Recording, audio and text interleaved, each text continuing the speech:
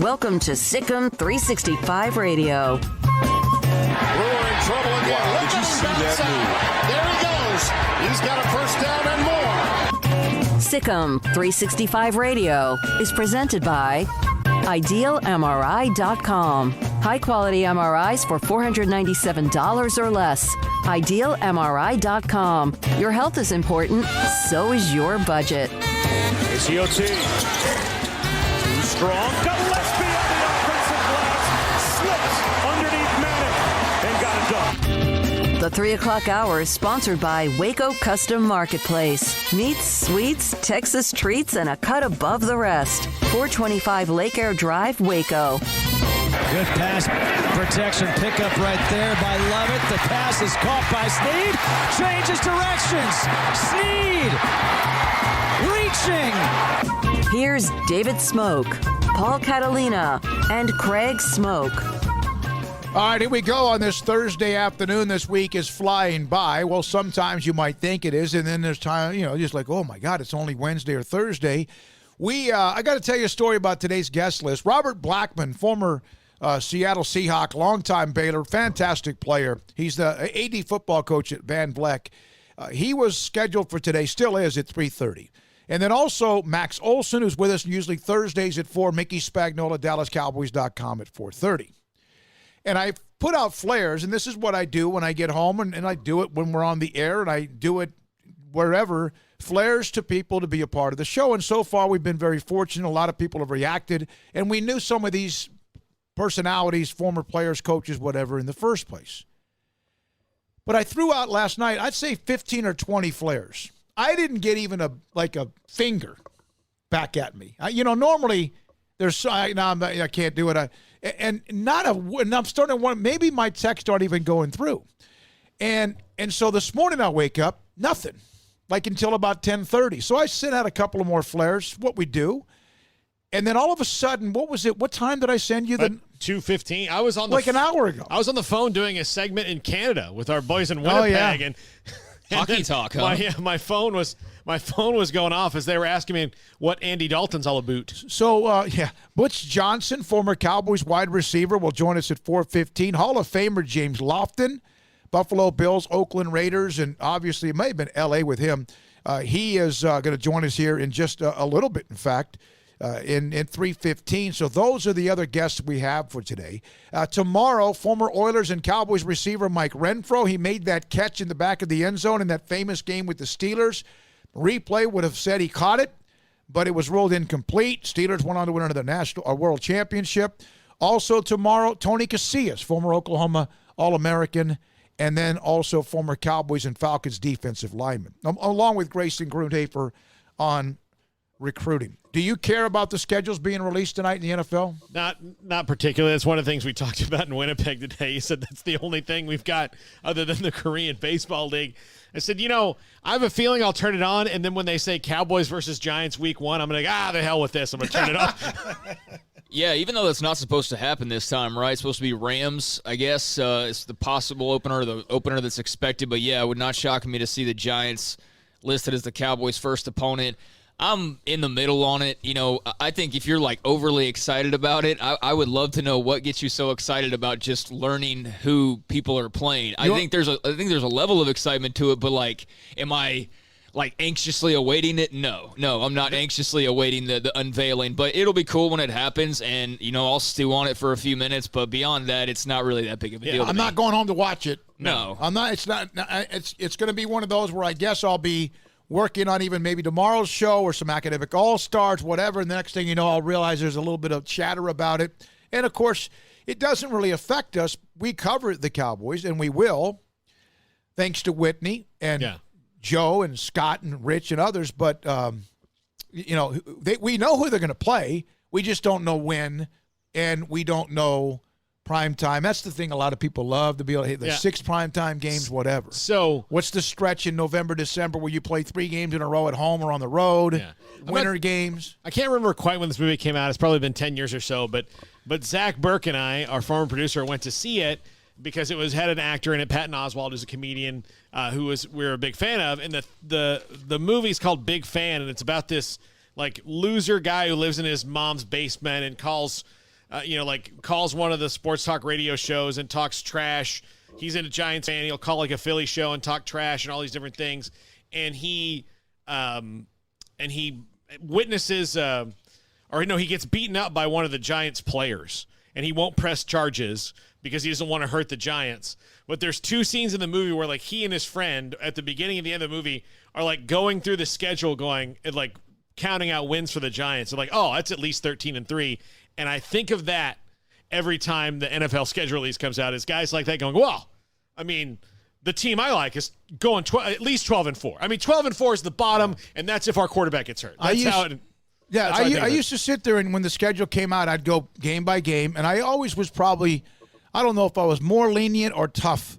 I don't know. I don't do that anymore, but okay, that's 12-4. It used to be easier to do that. If you write down 8-8 for the Cowboys, give or take 2, isn't that what's going to happen, right?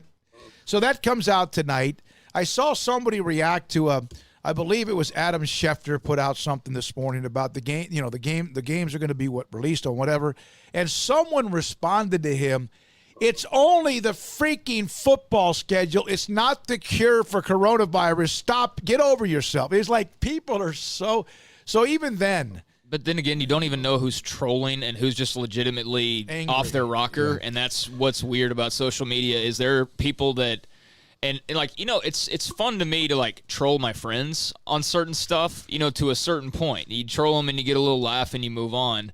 But I have never understood the mindset of the person who gets enjoyment out of sitting on social media all day to troll people and try to upset them. I just think that's such a miserable existence that somebody must live. And then there's the people who I would have to say would be an equally miserable existence who are legit angry that Adam Schefter's talking about the NFL schedule. Yeah. Because, my God, we all need to shut everything down and only talk about coronavirus all day. No, thank you. You go right ahead with your judgment and what you prefer to do, but the rest of us are going to go about living our lives. Yeah. Well, here's a note. I got this note about Baylor, and Dr. Livingstone had mentioned that they're going. They have some timelines to eventually reopen the campus, right?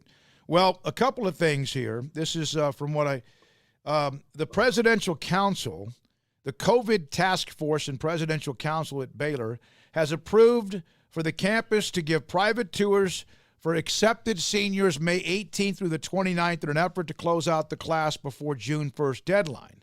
The tours will look very different than any of the normal operations. For example, the tour guides and guests will all wear masks, will have limited entry into buildings. There will be 2 rows between the guides and the guests and the carts.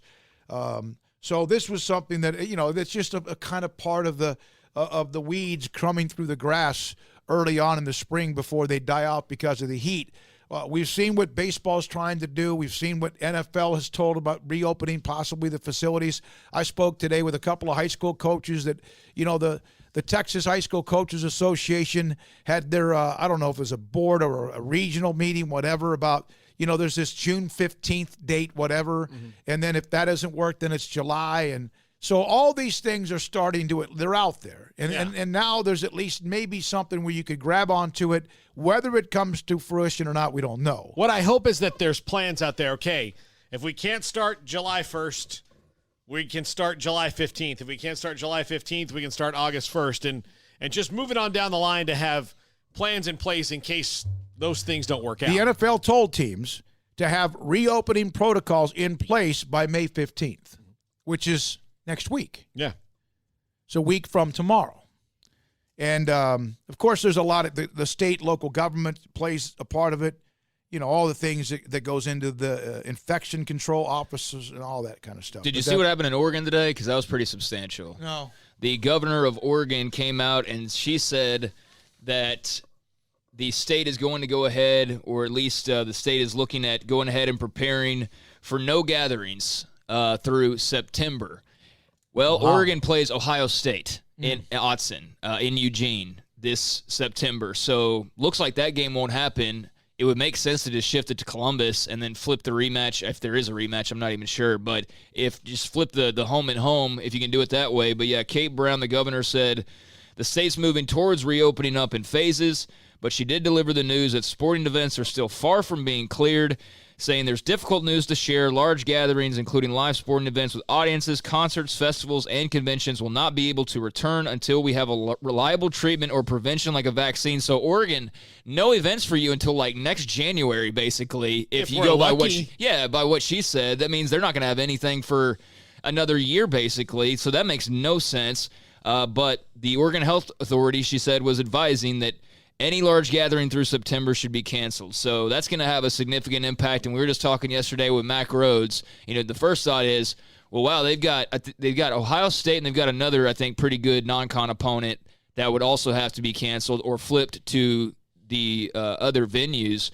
But, the Pac-12, we were talking about that yesterday with Mac Rhodes about the conferences, and if some can't go, what does that mean for others? And he felt that if the Big 12 had the all clear for all 10 schools in the states, but the Pac-12 didn't, that the Big 12 is going to go play football because they need to, they have to. But, if you're the Pac-12 right now, I would see this story today and go, you're already kind of on edge as is, but now you're like, okay, the state of Oregon, that's two of our schools, and our best school at the moment in football, saying that they're not going to play at home through September. Yeah, you know what I think is strange about her saying that is, okay, there's probably not going to be a vaccine by September. That's really not. That's ridiculously ambitious based on scientific testing. But by September, there might be treatment for the symptoms that would allow people to stay out of the hospitals, which is what this is all about. It's not like we're not going to cure the disease right away, but if we can find a way to treat the symptoms so that people who get it don't get as severely ill, then that's not as good, but it's getting the ball to the goal line. It's part of the drive. So, yeah, I mean, that would keep it, that would change things.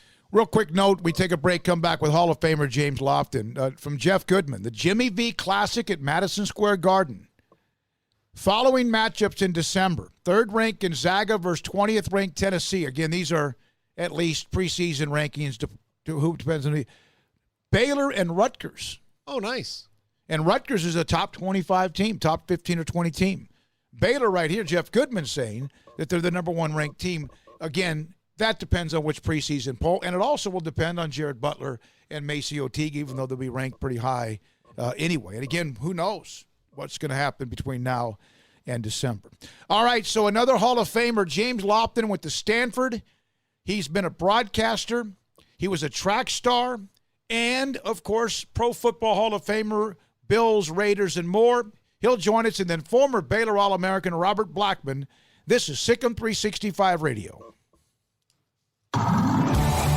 Live crawfish is back. The 30-pound bags of live crawfish, as delicious as you can imagine, back at Waco Custom Marketplace at 425 Lake Air Drive in Waco.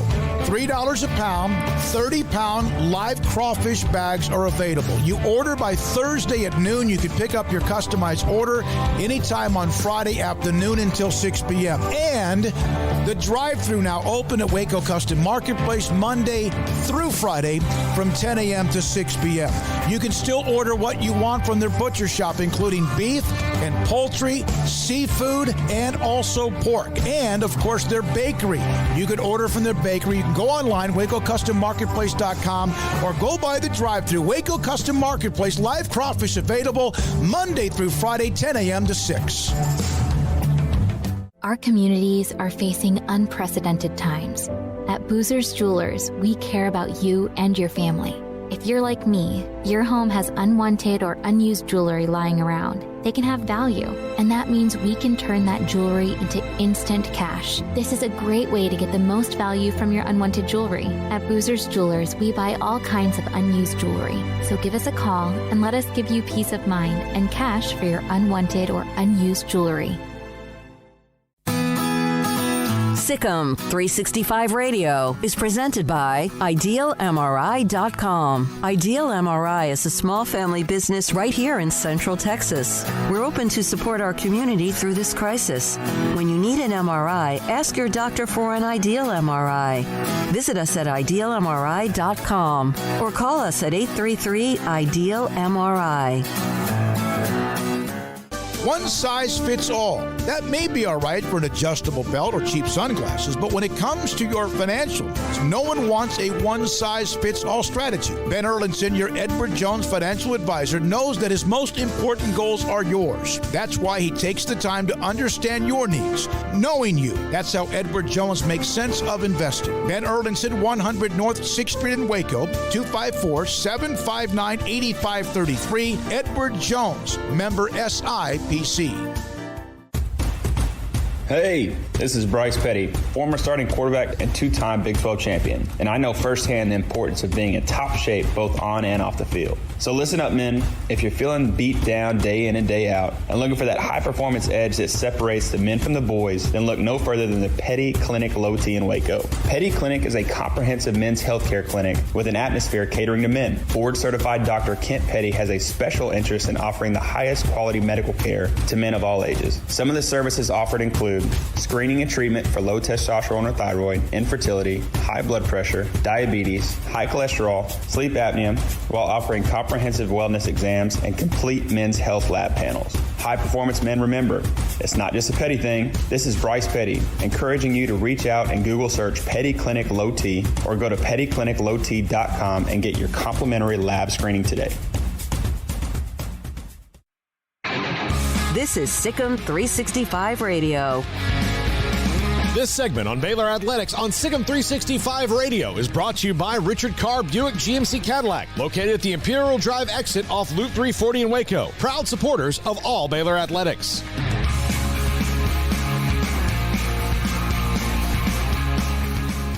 We'll have Hall of Famer James Lofton momentarily, then Robert Blackmon, also Max Olson, Mickey Spagnola, Butch Johnson, some of the guests we have for today's show.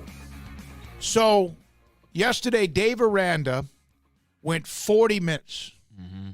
We had about 8 or 9 before we had to do the show at 3, and thanks to Rachel, Kate, and Taylor Bryan for setting that up. I thought, Paul, one of the things I've noticed about him is that, you hear about how he's obviously very soft-spoken. He's not a rah-rah guy, at least not in these settings.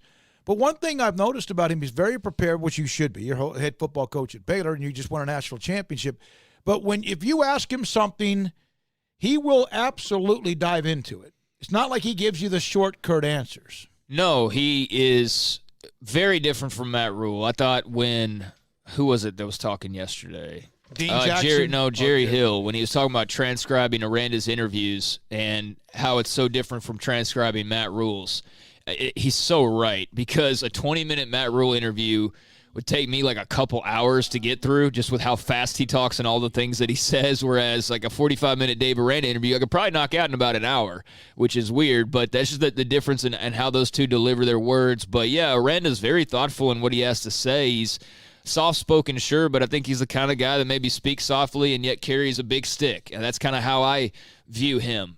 There's no doubt he's got respect. There's no doubt he knows what he's doing. He's a very, very good coach, and I just think that, he's got a little bit of a different delivery than your typical rah-rah, in-your-face type of a guy, and my biggest question as far as that goes is not are these players going to be prepared, it's just, where's that fire going to come from? And we've heard former players of his say, even though he speaks softly, he'll still get you fired up. He'll still get you ready to go. So, yeah, it's a different approach. It's a different sound than we're used to, but it's very thoughtful. It's very well thought out, and it's very informative. When I asked him the question yesterday, would you have taken this job, not to go back on that, but here's what could have happened. Some guys would have acted differently. Because when you ask a question that's a yes-no answer, you can get burned with that. Would you have taken this job had you known what you know now? And he said yes, and that could have been it. And that would have been my fault, not his. And then he dove in to why. Yeah. By the way, James Lofton in 5 minutes or so. Just he's running a little behind. So. Okay. You may have to text Robert Blackmon and can we stagger that a little bit? I think we can. Yeah. Bump you a little for a Hall of Famer. Would you do that, or would you get no? No, I've been bumped for Hall of Famers before, so I know how it is. So if we can just do he even said 3:30 might be better. If we could stagger to 3:30 and 3:45 would be ideal. But yeah, I'll text Robert right now. Yeah. I will. You guys, but there's if a guy answers a question and it's a yes/no question with yes or no, whose fault is that? That's the person who asked it. Sometimes you just want to hear yes or no. Yeah. Sometimes I'll ask a question and I want to hear yes or no. That's all I need to hear. And then if I hear what I get the answer, then maybe I can say, can you expand on that? But there's a lot I've seen many times. Somebody will ask a question of a coach in a post-game press conference. Coach, did so-and-so happen in the fourth quarter like you wanted? No. Like Popovich? Yeah. No. Which I think, there's times where a coach has every right to kind of poke at the reporter, and I know that they're not always on the best of terms with the media, but I find the way Pop does it now more often than not, and I know you guys are Pop fans and Spurs fans, but I find it to be almost like not even cool anymore. It's kind of funny at first, and now it's just kind of like, just play along with them. Just like, what they're trying to do, and even if they don't ask it the right way, like I get trying to like train them on the job, but just give them a little bit of a bone sometimes and just answer the dadgum question. You know what I think he's become? He was that way anyway. But what I now think is that he is now trying to be something that, it's almost like he's read as too many headlines and he's a Hall of Fame coach. Yeah. There's a point, especially if you have some young reporter. Now, you got to teach people lessons too. Sure. Yeah. I get that, but there's no reason to be like that more often than not. Right, that's my point. Especially with the people who see you every day. Who was the one that a college Gino, who's fantastic, captures a room. We've seen him in the press conference settings let's say 3 or 4 times. There was a newspaper reporter that I think may have written something that he didn't like, and it was a college kid, and he just dressed her down. And I just thought, that could have been done in private. Well, okay, I'll just give you the best example that I know, because the guy I know the best is Scott Drew. If somebody writes something that Scott Drew doesn't like, he will call them and he'll say, like, look, hey, I don't like what you wrote, and here's why. And they'll talk it out. He won't wait for that person to show up in a press conference and then grandstand him. Right, yeah, I don't like the grandstand. I think that's the term I was probably looking for, and I feel like Pop grandstands quite a bit now. Doesn't take away from the type of coach he is or how great of a coach he is, but I just, being on the media side of things, I certainly don't have a ton of sympathy for everybody in this profession. In fact, there's a lot of people in this profession I don't like, and I don't like the way they go about doing things. But hey, to each their own, what have you. But at the same time, there are younger reporters that don't know any better, and you just lambasting them to embarrass them because you're just not having it at that moment. I don't like when coaches go that route, and players go that route sometimes too. And I know it can be equally annoying on their side. The media takes what they say, and that's why they have to be so careful, and then spins it. So, it definitely goes both ways. It's unfortunate when you have those little bit of skirmishes and what have you, but yeah, it's just part of the deal. James Lofton, Pro Football Hall of Famer. We've had James on the show on some Super Bowl radio rows. He's also been in the broadcast business. Went to Stanford, played for the Packers, Raiders, Bills, Rams, and Eagles, and also as a coach with the Chargers and Raiders. He now joins us on SicEm365 Radio. James, thank you very much for being a part of the show today. When you found out, when you got, I don't know if it was the knock on the door back then with the Pro Football Hall of Fame, you're probably huddled in, or maybe you weren't. I don't know where you might have been, but what was that? Can you kind of take us through that moment and the anxiety, the excitement? No, the knock had not been created at that time. It was 2003. It was around the Super Bowl, which was being held in San Diego, and I was downtown in the Prada area. And I was about to go on a little cable TV show with Ron Thulin, who works out of San Antonio, who I've worked with on Big 12 football, and Emmitt Smith.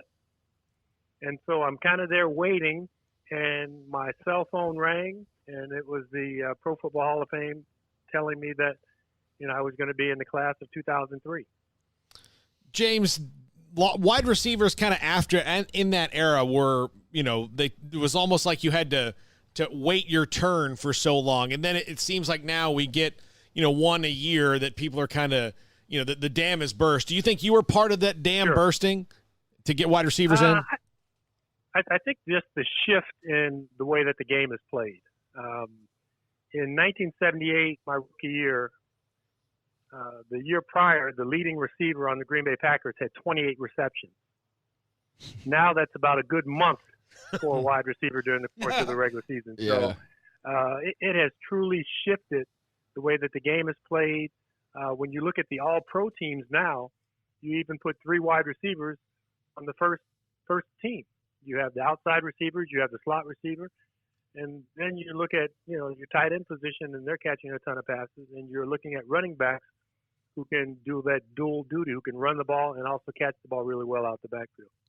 James, you're an L.A. guy, went to high school in Los Angeles, played for the Raiders, played for the Rams.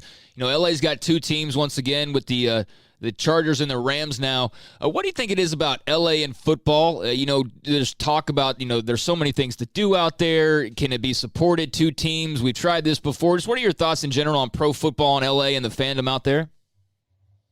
So I live in San Diego, which is about, 125 miles away from, Los Angeles and downtown Los Angeles. And I was in Los Angeles, about 3 or 4 months ago. And I was astonished because I didn't know that there were 2 separate soccer stadiums. And so you're thinking about, people like soccer. Yeah, I understand that. But 2 separate soccer stadiums for 2 separate teams. So you look at the 2 basketball teams that coexist, the 2 baseball teams that coexist. And for such a long time, you had the only football that you had was the 2 collegiate teams with USC and UCLA. And so now stepping into that void, the Rams and the Chargers. And it's that stadium is gorgeous. Is that what's going to fill up? The Rams have been good. Obviously, 2 years ago they were good. Chargers are kind of in transition with Phillip Rivers now gone and what they're trying to do. Is the stadium enough, in your opinion, in this day and age? Of course, we don't know what we're going to face in the next 2 or 3 months, but would that be enough for them to sell out? Well, you got to remember when these owners build stadiums, they're looking at it in the long term. They're not looking at it in a 1-year turnaround. Mm-hmm. Are we going to fill it up? They're looking at what can they use the stadium for otherwise than just football. So to have a stadium where you're going to have 2 football teams in it, where it's going to be potentially filled 17 weeks in a row during the course of the regular season, I think that's a huge bonus for the people who put up the money. The stadium is going up just down the street from my old neighborhood. I was not that far from where the Fabulous Forum and the racetracks were. And so when you see it going up, it really is something to behold. You got to play for a lot of great coaches in your career, but probably none as great as Marv Levy when you were with the Bills. What was it about him that enabled him to make that run with the Bills so special? So you mentioned people that I got to play for, and if you go back to my collegiate career at Stanford, the first coach that I had there for my first 3 years was Jack Christensen, who's in the Hall of Fame as a player with the Detroit Lions. The next coach who walks in is Bill Walsh. We all know he's in the Hall of Fame for all his great success that he had with the San Francisco 49ers. I go to Green Bay. I play for Bart Starr, Hall of Fame. I play for Forrest Gregg, Hall of Fame.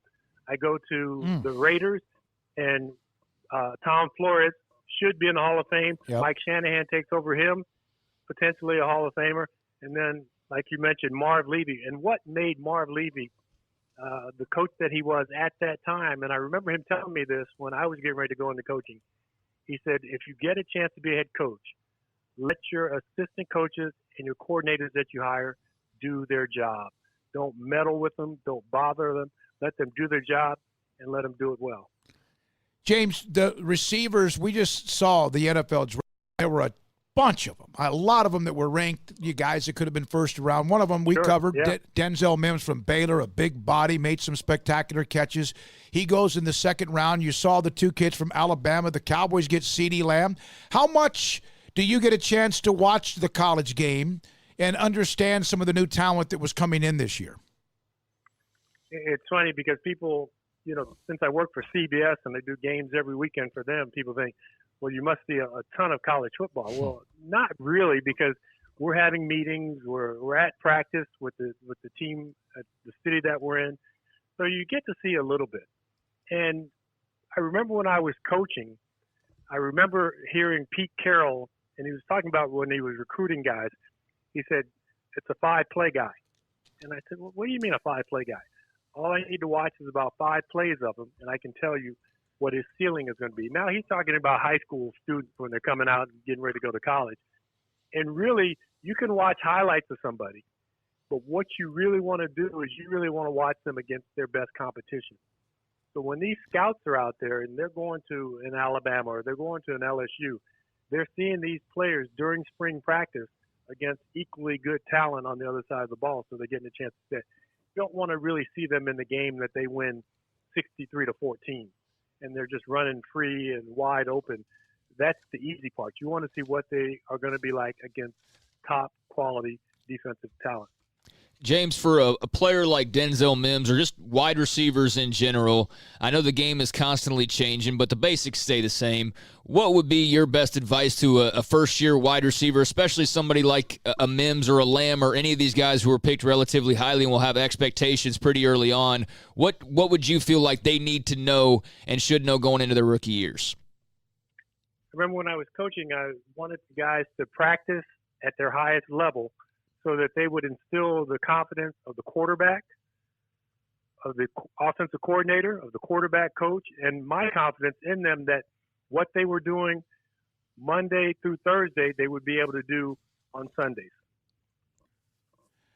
The wide receiver position, speed is great, and you had it. You had size, hands, and everything. That's a position, though, that it seems like there's a small, like Jerry Rice is different, James Lofton is different, Steve Largent's different, guys that played a long time. You played, 16 years. You caught touchdowns in 3 separate decades. That's an amazing. Is that something you're real proud of because of how consistent you were and also how durable you were? Well, the 16 years that I played, I just couldn't find any other work, so I just kept playing. Yeah. Mm-hmm. And what I enjoyed the most is I enjoyed the off-season training. I had been a track and field athlete when I was in college, so when you're running track, you're really running on your own. And you're running, and all you're doing is getting tired, and you're getting better. And so all the running that I had to do and all the weightlifting that I had to do during the off season, those are things that I enjoyed doing. And I think that's why I was able to play a long time. And when you talk to guys that do have long careers, they enjoy the training, the getting ready for the competition that they're going to face during the course of the regular season. This offseason in the NFL has been kind of a strange one for turnover in that you see a changing of their guard at quarterback a lot of places. Tom Brady's left New England, where he's the greatest quarterback of all time. He's playing in Tampa now.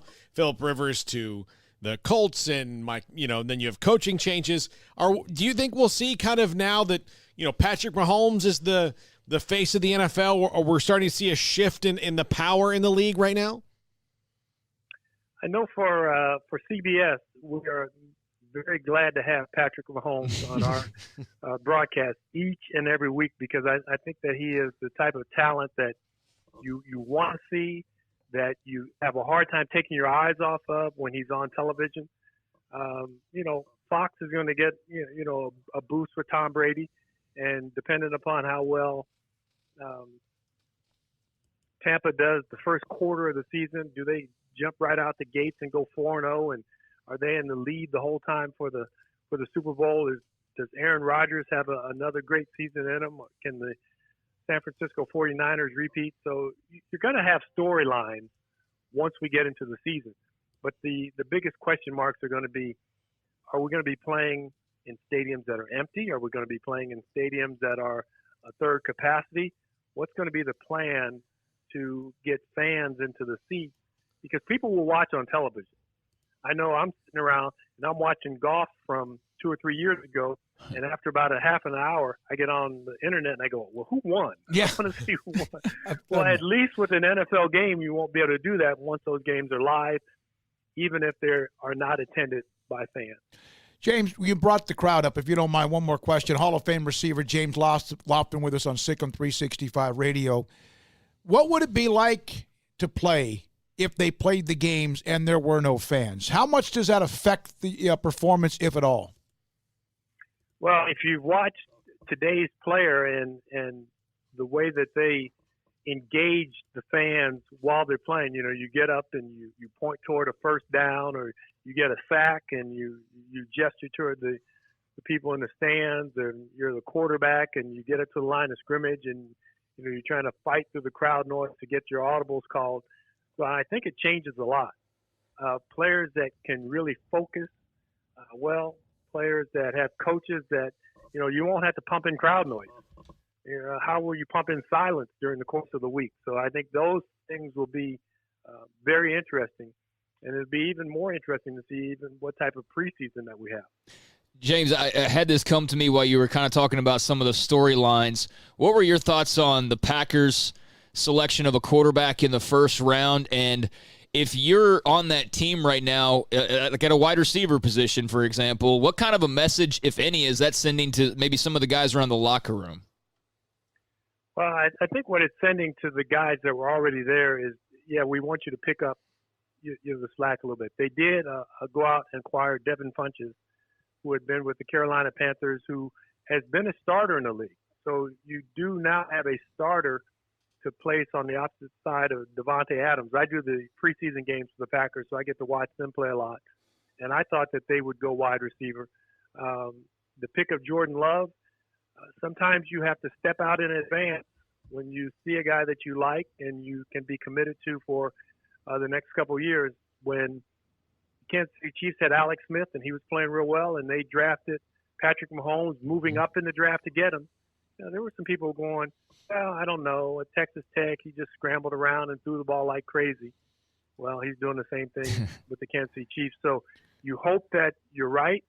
I don't know if the Packers can be as right as they were when they drafted Aaron Rodgers years ago, but this is a shot at it. James, thank you. In fact, there's video of Alex Smith throwing footballs, taking snaps. Crazy. I mean, there's a long way to go. I saw that. Wow. I saw that. That did look promising. He had a pretty big brace on the right leg, but still moving around much more than what anybody would have ever thought. Thank you so much, James, for being a part of the show today. Appreciate you. Thanks, guys. James Lofton, Pro Football Hall of Famer, Stanford. Think about who he said. He had Bill Walsh, Jack Christensen, Marv Levy, Bart Starr. Man. Yeah, that Alex Smith video is pretty crazy. He does have a very, very heavy brace on his leg, which is to be expected, but he's moving around on it. And he's moving around with a little bit of a hitch in his giddy-up, but not much compared to what you would be expecting for a guy who's gone through what he's gone through. And I know that you've seen, and it looks like we just got a little heads up that could be some Baylor recruiting news to get to here in just a few minutes. But you actually watched the show, right? Well, or parts of it? I can get pretty queasy pretty early. Okay, did you, Paul? But did you I watch did. any of it? No, Okay. I didn't because of that. You need Okay. there I'll watch is a it eventually, point. but I mentioned this on the show that day after. There's a chance that if you're not careful, it almost looks like his leg is like one of those fake, like machine men. And when they Like a have cyborg? yes, and when the skin comes or whenever the covering comes off, it's that's how in depth it is. Absolutely, you got to be ready for it. And for someone like me, I kind of turned away, didn't watch much of it, and then I kind of watched on a side. There's some disgusting, gross, grotesque pictures, but I couldn't help it. Not because it's a car wreck. I had to see how did he get past that. And he looks like he's got a long way to go, but they were thinking about taking his leg off. Yeah, he almost got his leg amputated, which is, something that can happen from time to time when you're dealing with infections like he was dealing with. Those are so dangerous. I mean, that's losing a limb potentially. That's dying potentially if the infection gets bad enough and spreads enough. So, yeah, that's always a complication with surgery like that, and really scary stuff. And it is a queasy watch for those who have a stomach that can't really handle too much. Then it's probably not a watch for you, but you will be inspired by Alex Smith, that is for sure, because I don't know how he's doing it. I would have quit a long time ago and just said, all right, my football days are over, but he's bound and determined, and you would say there's no chance, but you actually see the video today and you go, he's kind of moving around okay, despite the big brace. Like, you can see why there's maybe some optimism, and what a comeback story that would be. That would be no doubt our comeback of the year. I mean, that wouldn't even be close. One thing, and then we come back with Robert Blackmon, former Baylor All-American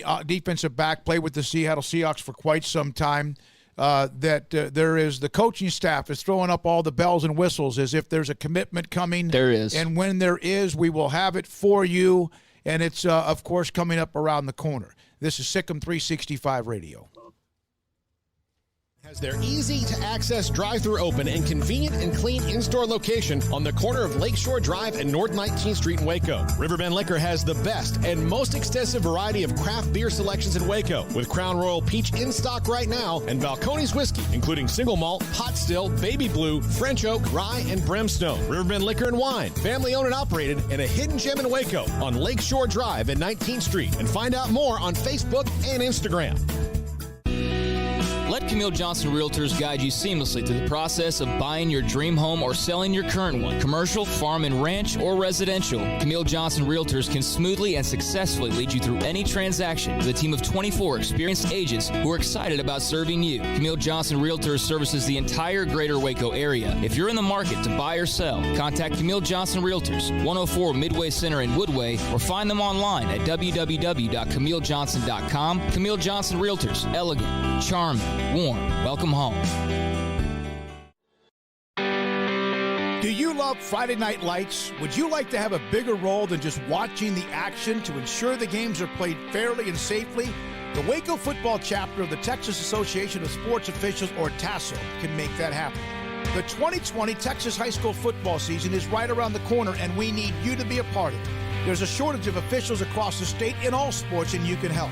If you love the game and want to be a part of the solution, you can help our local student athletes continue to participate in games they love. Never officiated before? Don't worry. Waco Football Chapter can help and prepare you to make the right call. And right now, Introduction to Football Officiating class is accepting registrations. Make your first grade call today by looking us up and contacting us on Facebook at Waco Football Chapter or at our website, wacofootballchapter.com. Find out more about the Waco Football Chapter of the Texas Association of Sports Officials, or TASO. Go to wacofootballchapter.com.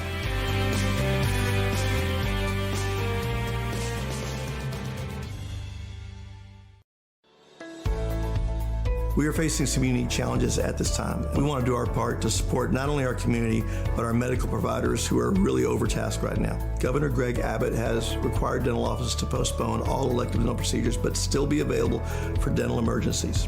At this time, dental emergencies are those that are defined as something that would make somebody consider going to the emergency room for treatment.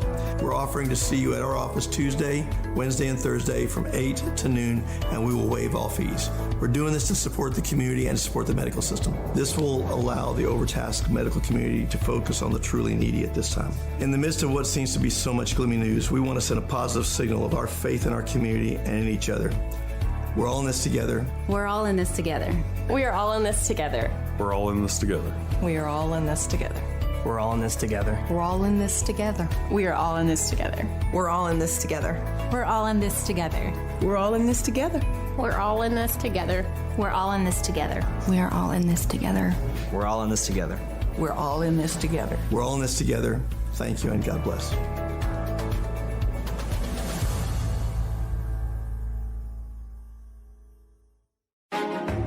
Texas board-certified personal injury trial lawyer and Baylor alum David Willis and Baylor alum Parker Willis are ready to help if you or a loved one has been wrongfully injured in an auto accident, SUV rollover, industrial accident, 18-wheeler crash, or were seriously injured by a defective product or recalled drug. Call them for a confidential and free case consultation at 1-800-GOT-HURT or visit them at texastriallawyer.com, principal office in Houston, Texas. Hi, this is Josh Hayes, head football coach at Parkview Christian Academy, and you're listening to SicEm365 Radio with David Smoke, Paul Catalina, and Craig Smoke. This is SicEm365 Radio. Taking a shot to the end zone. Climbing the ladder, Bo Corrales for the touchdown.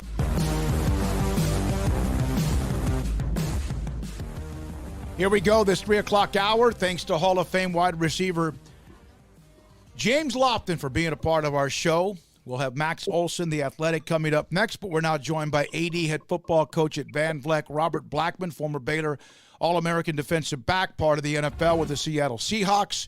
He joins Paul, Craig, and David Smoke on SicEm365 Radio. So how is this affecting? What are you able to do? How frustrating or patient are you having to be, knowing also the safety of your student athletes are important as well? Well, during this time, we have to be very patient. A lot of things we're doing is via, Zoom or Remind app, or emailing really. So no contact. So that's kind of difficult because trust me, 9 out of 10 kids are not getting on that Zoom meeting. So that's the frustrating part. But you have to understand safety comes first. So, you only get a limited amount of time with him anyway to do exactly what you want to do, and then you have your summer weight program. Is it stressful knowing that kids are left to their own devices and you may have to kind of ratchet things up when they do actually get back? Well, to be honest, not really stressful because, the kids who want to be, they're out doing things to maintain where they are. I mean, of course, they can't go to the gym or come to the school, so they're really not getting good weight workouts, but some of them are able to do a lot of things for us, the things we send them for as body work and conditioning. I mean, conditioning is the main part. I mean, we can get the strength back, but they come out way out of shape, and that takes time.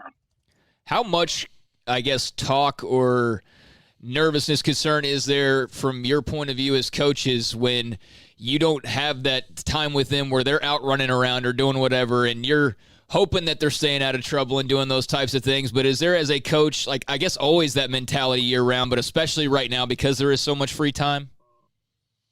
Most definitely. And to be honest, kind of how I put it in perspective, man, here in the last, I guess, 2 weeks, man, 2 weeks to a month, we had 3 individuals in our county get killed. Just there wasn't any kids, but just 3 people lost their lives to gun violence in the last month. So that scares you there because you never know what our kids are doing if they're not at home or you don't have a chance to get the eyes on them during the school time or contact. So that's worrisome right there. But you hope they're doing the right thing to staying out of trouble.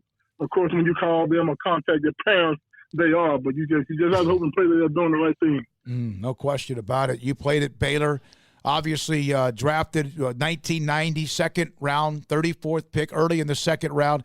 And you were, as a defensive back at Baylor, one of the best that's ever played there. What were your thoughts and how often did you get to watch what they did last year with that defense that was so stingy under Matt Rule? Hey, to be totally honest, man, I didn't watch too much of it, to be totally honest. I really don't watch college ball. I like the high school. I really don't watch football either, for that matter. I like high school ball, man, to be totally honest. Obviously, that's what you do. So do you watch a lot of other games when you get a chance, other teams and things like that? Yes. Some other teams who we try to emulate offensively and defensively, I try to find them and watch those guys, especially the bigger schools, the 6A schools. I try to get out to see those guys. If we're doing similar things schematic-wise. Robert, Baylor's got a commitment that's going to be coming in here in just a few minutes that we're going to let everybody know about when he makes his announcement. For you, I know recruiting has changed immensely from the time that you were being recruited, but what memories do you have of that process and kind of how it started off? Do you remember getting your first offer and what that feeling was like? And can you just kind of go into what that experience was like for you? I remember, man, just receiving a ton and tons of letters. You know what I mean? I don't think it was so much as we're going to offer to you when did you visit. I mean, you took it down. I think it was allowed to make, I think back then it was 3 visits. I don't know if it was 3 or 5. I think it was 3. So you had to make your top 3 choices, go out and visit, and those schools want to offer you. So now it's different, man. Matter of fact, I was talking to a few schools today about a kid that I have coming out next year, man. They already offered him. They haven't even seen him in person. So that's just how things have changed, man. And they see it on film and they like what they want, they go at it. Whereas we changed film back in the day, but it wasn't nearly as crazy or as, especially with social media. I think social media is king now, man. So they really have ways of getting themselves out there. Whereas you have to trust your head coach. I don't know if you guys remember this. I don't remember the Texas Football magazine back then, but Max Emfinger used to do a magazine. Yep. And he kind of got the top guys out and got their name out there. So that's kind of where we went on back in the 80s. Back when I first started doing talk radio in 1990, Max was a weekly guest, especially around January, February, and no one else I've ever had as a guest were there more people who wanted to ask him questions about recruits and recruiting and teams and college programs. All right, so Robert, you ran 4 picks, 4 interceptions, back for touchdowns. You had a knack to not only pick off a pass, get an interception, but to be able to do something with it. How much of a thrill was that? Oh, it was great, man. You know, anytime you intercept the offensive pass, man, it's demoralizing. It's like 10 completions versus the defense. So that's really what was exciting for me, man. And to take it to the end zone, that's like putting gas on the fire. Robert Blackmon, 1986 to 1989 with the Baylor Bears. You also, here's one of the things that a lot of guys, like Deion would never have had these stats with him. And Deion was special, we know that. But you also were not afraid to come up and force the run, were you? Where did that mentality come from? Well, this really came from my high school coach, Coach Lee Mitchell, man. He was a very aggressive coach. He was our defensive back coach when I was in high school, and he just made us have that mentality, man. You want to treat those guys who carry the ball like a wall, man. You want to run through them. You don't want to run to them. You want to run through them. And that just kind of carried over, man, from my 8th grade year throughout playing ball. The Seattle Seahawks, you played for them for a nice long chunk, and then you went to Baltimore or Indianapolis. Which was it? It was Indianapolis. Yeah, it was Indy, yeah. Indy at the time, and that you weren't there that long. Your career ended. How much of a shock was that for you because you had played football for so long, and all of a sudden it's over? It was different, man. I tell you what, it took a while to adjust because you used to, the locker room, used to getting working out, getting your body ready to go to work. And just, the camaraderie of the locker room, the fellowship, and man, it was a lot. But I will say this, for the beating that your body takes, man, when you rested that first year, man, it felt completely different, like night and day. So, but when I retired, man, I knew it was time, man. I was 32, and it was time. If you took Robert Blackmon, Thomas Everett, Gary Green, and Van McElroy, and you put them as secondary, is that about as good as it gets right there? No doubt.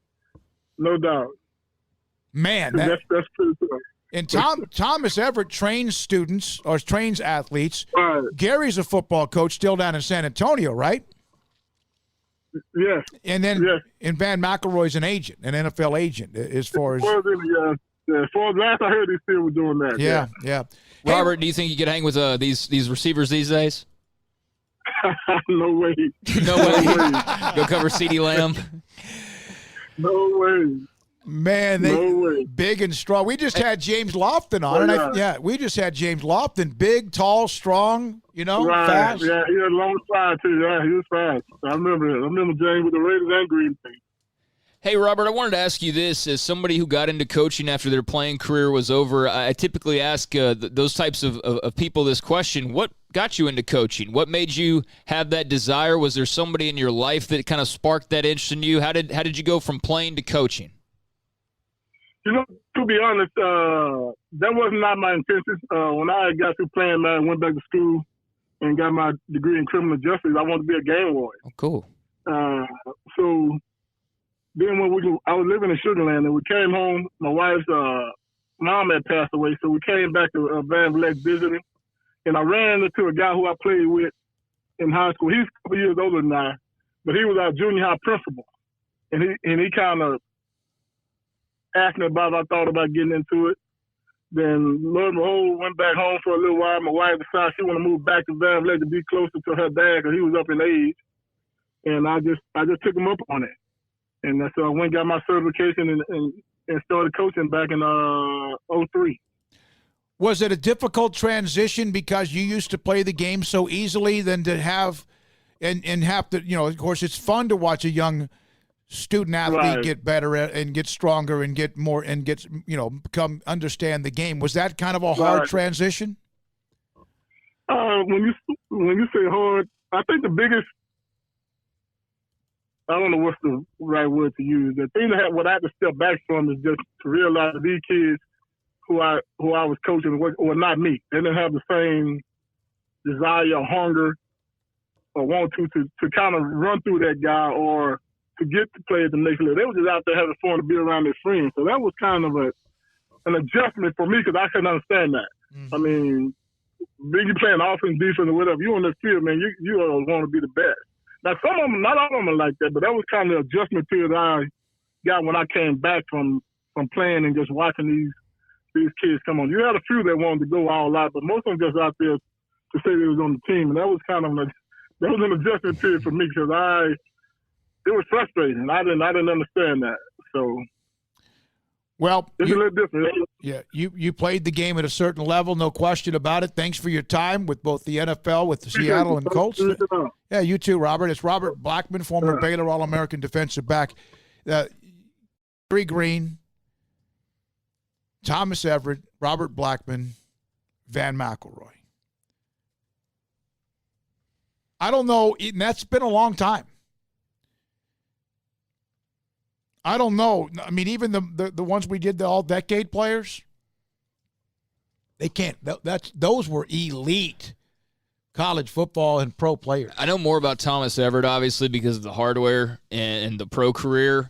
That was a bit too young for me to really have too much of a knowledge of those guys because 80s were I was an 80s baby, so it was a little bit too young for me. But I do know that I've heard an awful lot about that time period and read a lot about that time period and how good some of the talent was. Thomas Everett obviously being a Thorpe Award winner, but yeah, cool to catch up with him. And yet, another coach. There's a lot of former Baylor Bears out there in those high school coaching ranks. I think we've learned over the course of this show over the last 5 weeks and just kind of learn from time to time in general as well. But yeah, that was a pretty salty group, and if they ever have one that can compare to that means something's going pretty right. And you would think that if somebody can put together a secondary that sort of resembles that, then Dave Aranda would be a pretty good choice to put together a secondary like that. You think so? Coming up next, Max Olson, theathletic.com. We'll also hear from Butch Johnson, former Cowboys wide receiver, made that spectacular catch in the Super Bowl against the Broncos, which today,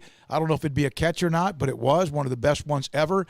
And at 4:35 or so, we'll have Mickey Spagnola. This is SicEm365 Radio.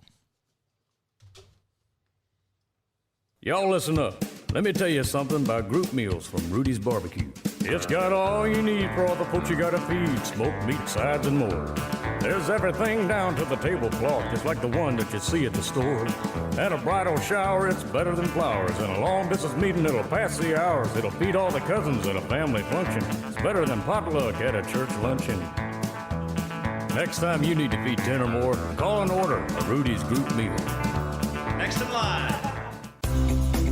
At Ideal MRI, we feel blessed to be a part of the Waco community. We're a small family business here in Central Texas. At times like these, the cost of health care has never been more important. And unfortunately, significant illness and injuries still occur. That's why Ideal MRI is open and here to serve you through this difficult time. If you need an MRI, ask your doctor about Ideal MRI. You can schedule online in minutes at idealmri.com or call 833-IDEAL-MRI. And please, remember to follow CDC guidelines and practice social distancing. Stay home, except for the essentials, and be safe. Together, we'll get through this. Hi, this is Brad Talbert, head football coach at Holland High School, and you're listening to SicEm365 Radio with David Smoke, Paul Catalina, and Greg Smoke. Southwest Sports Medicine and Orthopedics, the team physician of Baylor Athletics. Our doctors specialize in the diagnosis and treatment of any and all sports-related injuries. Celebrating over a decade of service in Central Texas, our doctors are equipped to handle a wide range of issues, whether it's your foot or ankle, orthopedic spine care, your hand or wrist, knee and shoulder pain, or if you're in need of our arthritis or total joint clinic. Trust the doctors that Baylor trusts. Southwest Sports Medicine and Orthopedics. Our goal is to get you back in the game. This is Waco, and this is Boozer's Jewelers. When locals want luxurious jewelry and at a competitive price, they come here. This is Brad Boozer. He's the owner of Boozer's Jewelers. Boozer's is the premier wedding ring store. They specialize in loose diamonds and wedding rings. At Boozer's, they have 7 jewelry counters dedicated to wedding rings and diamonds only. They also specialize in heirloom jewelry, custom jewelry, watches, and much, much more. So what are you waiting for? Stop on in today and discover why the locals trust Boozer's for their jewelry.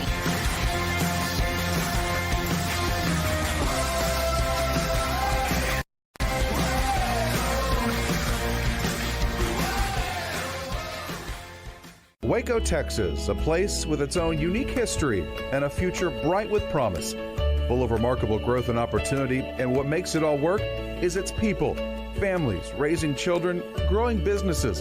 Wacoans are hardworking with a passion for what's next, and we're proud to be from here, helping Waco to grow and prosper. We are the First National Bank of Central Texas. Familiar faces making local decisions. Member FDIC, and equal housing lender. This is SicEm365 Radio. The 4 o'clock hour is sponsored by Boozer's Jewelers, the wedding ring store, specializing in custom jewelry and repair, all in-house. Duggan rolls, looking Rager's way, throws, and picked off. Graylin Arnold stepped right in front and made the pick for Baylor. SicEm365 Radio is presented by IdealMRI.com. When life is stressful, there's an ideal solution. Ideal MRI. Here's David Smoke, Paul Catalina, and Craig Smoke. All right, here we go, this 4 o'clock hour. Next segment, we have 3 guests this segment. We'll start with Max Olson from The Athletic.com, and then we'll have former Cowboys receiver Butch Johnson, Mickey Spagnola, DallasCowboys.com, and Max Olson now joins us. Max, is interesting. We had Mac Rhodes on yesterday, and in the discussion with him, he said to us he thought the Big 12 media days was going to be, he said it's not, I think he pretty much told us it was going to be virtual. And I think like 30 minutes later, of course, the tweet came out, and that's not a surprise. That will be unique, won't it? Yes, it will. Not a surprise because it looks like pretty much every Group of 5 conference made that choice already, and so I think the Power 5 conferences are heading in that direction. Obviously, that's going to be a bummer for a lot of folks that love to go to SEC media days and all that deal, but yeah, it's going to be unique. I was talking to someone today. The upside is that, I suppose because you take the travel out of it, we can go to any media days we want, right? We can pop into them, but that also means that you've got hundreds of people on one Zoom call, which has the potential to be disastrous. So hopefully those are well moderated. And I also don't know how do you kind of conveniently bring players into that? You know what I mean? Max, do you think though they may decide that, hey, it's great that we don't have to rent these venues and we can just sit everybody in their home campuses and do this via Zoom or whatever, that we may not ever have media days again like they were? I certainly fear that. Yeah, I certainly fear that no matter the logistical challenges of doing this all teleconference style or video conference style, I should say, you certainly worry that you hope it doesn't go so well that they decide they don't need to do media days anymore. I don't.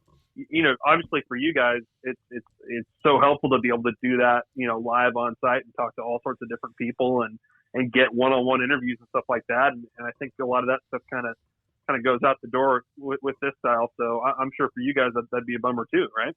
Oh yeah, absolutely. There's a lot of content to be had during those media days. Hey Max, I know that like anything that we ask you is kind of like when we were talking to Mac Rhodes yesterday, that there's so many non-answers to be had right now, but I did see where the governor of Oregon came out today, and she said for folks to anticipate no large gatherings through September. And we're on May the 7th right now, and just the college football fans out there are like, wait a second, they're hosting Ohio State, they're hosting North Dakota State. What happens to those games? Just wondered if you had seen that out of the state of Oregon, and what kind of chatter has there been amongst you and your colleagues or perhaps people in the industry that you've talked to about a scenario like that where the state of Oregon would have to, I guess, not play or somehow move a game like Oregon and Ohio State?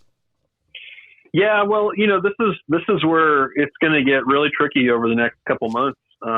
Is that you hope that the Power 5 leagues and you hope the 130 period in college football can work together on figuring out how this is going to work, because I think if you leave it up to each and every state to make those judgments, then there's going to be a lot of different outcomes. Every state is going to assess this and their own issues differently, and have different policymakers that come to different decisions on that stuff. So as this drags on in the next few weeks, I think you're going to see more and more of that, of states projecting out and trying to say, well, here's what we're going to extend bans until like you said, September or longer or whatever. So, I mean, I think there's going to be more and more of that because it's not like these states are all trying to work together to arrive at the same solutions here. So it's going to get messy. And I think that's why you've seen this week there have been more stories and more sort of conversation and speculation about, well, what if, what if we're living in a world where, for example, most of the Big 12 schools say they can play football, but a few of them can't. I mean, what does that then look like do you continue on with the season? Do you shorten it? What does that look like? I think there's going to be more of those conversations because I think we're going to have some of these difficult predicaments here where not everybody's on the same page.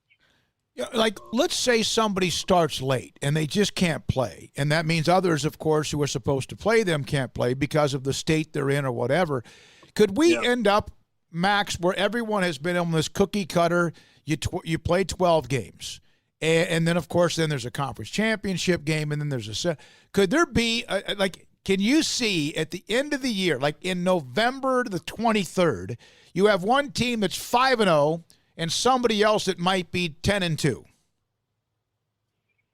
Yeah. I mean, I that's where I think this stuff right now, the conversation is more conference to conference, and it's, okay, what if we're in a world where, like, the SEC and the Big 12 are playing this year, but the Pac-12 says we're not going to play this year, and then obviously if that's the case, then what's the point in having a postseason, right? So that's where you start to get into this really tricky territory of, okay, what do we, what's okay and what's not okay, and obviously this is going to be, has the potential to be a really strange looking season. And yeah, I think you make a good point. We're used to this being pretty standardized across the board of a 12-game season and, winning teams going to a bowl game and all that. And we haven't even talked about what this even looks like for bowl games and playoff and all that stuff because it's just all so up in the air. But, there's a possibility that, that there could be some leagues like the SEC who say, screw it, we're going ahead with this. And some leagues that just flat out don't. Well, I think, Max, this is the Group of Five shot, right? I mean, if you have a Power 5 league that's not going to play, you're the Group of Five. You just say, look, damn the torpedoes. Let's do it. We're here. We're available. Let's schedule some games. Yeah, I know. And it's a question then of, do we have all these cancellations? Do we have people trying to reschedule stuff with each other and all that? It's really anybody's guess. And I think that's why a lot of people prefer to focus on, what's the uniform solution to this? Because if you leave it up to school, conference to conference, and state to state, it gets really weird and messy, really quickly. On this day, I guess it was 7 years ago, after a 7-year wait to get in, Tommy Frazier was voted into the 2013 College Football Hall of Fame class, which I think a lot of people could agree is way too long of a wait for somebody of Tommy Frazier's caliber, Max. But knowing you're very well versed with the Nebraska Cornhuskers, when I say Tommy Frazier, what's the first thing that comes to mind? I mean, it's interesting that, like, we're kind of in an era right now where, like, the last few guys that have won the Heisman, Burrow and Kyler and Baker, like, have had some of the best seasons by a quarterback in college football history. I think Joe pretty much just did this last year, but to me, it's like historically, like, if you're going to talk about the best quarterbacks in college football history, you better put Tommy Frazier in that discussion, that top three, that top five, whatever, no matter what the modern era looks like right now in terms of points and yardage and all that kind of stuff. Tommy Frazier, he was one of the all-time greats, and I know Smokey agrees with me on that one. Yeah, I do, and because he's, I think Tommy Frazier and Vince Young, it would be hard to sit there and try to say, okay, take one of those out. I know Paul would put Charlie Ward in. No, I would just say I kind of agree with you on Tommy and Vince affected a game individually more than almost any quarterback you can think of. The way they could will a team, and I know someone's going to bring up Touchdown Jesus as well, but the way that Frazier and Vince Young can take over a game but will their team, it's just, Nebraska's had Frost and then Crouch, and then they thought they had their second coming of a great player, and it's just been a disaster. But I heard that when he was a freshman or so, and they were scrimmaging what was then the starters, and he was a freshman, and everyone knew he was special, and they were getting drilled by first team defense back when actually Max black shirts meant something. But they were getting beat long up, ago. and he got mad at after practice. He got really angry and started just chewing on the freshmen or the red shirts or the walk-ons. And from that point on, it wasn't his team yet, but it pretty much sent a message that he was not one of those. Golly, that's been a long time. Yeah, he had to wait 7 years to get in. Yeah, but yeah, it's crazy, and it's just like with Vince. Honestly, we're with Tommy. Like we remember the peak at the end of his career there, but he went through some tough times with the medical stuff, with competing with Brooke Behringer and all that. But at his peak and at Nebraska's peak, I mean, that guy's as good as anybody. There's no doubt. What is this story by Peter Ball about Speedy Flowers? I only saw the headline. I said I've got to read that, and then I got something maybe trying to set up a guest. Can you share that with everyone who didn't see this? Of course, yeah. So anybody who's been on Twitter the last few weeks has noticed there's been this weird thing where you have all sorts of like high school kids posting about their recruitments on Twitter, where they're not actually real athletes. They're just guys that are playing the NCAA football video game in this career mode, and they're posting about the offers they get and all that. And so Peter talked to one of the guys who started this weird trend on Twitter. And this is a kid who, just a student at Michigan State, who started playing the NCAA video game and started acting, he created this fake character on Twitter and all that. And he tweeted that he got an offer from Northern Illinois, and the real head coach of Northern Illinois, like called him out on Twitter and told him that was BS and all this stuff. And because he didn't understand it was just a fake video game thing. So it's about this guy and this weird trend of people putting their video game characters on Twitter and saying they've got offers that somehow all these coaches have fallen for it. Well, we've seen some programs. Wasn't it Texas that had a player, Paul? Wasn't it UT like a few years back that had a guy that was like he committed to them and they never even or was it like 30 years old? Not because he had been in the military or whatever. Because they had that guy that was 30 years old that like lied about who he was and gave a fake name. But there have been a couple teams lately, Max, that have had players commit to them and have these big signing day ceremonies, and then like we've never met the kid, we don't know who he is.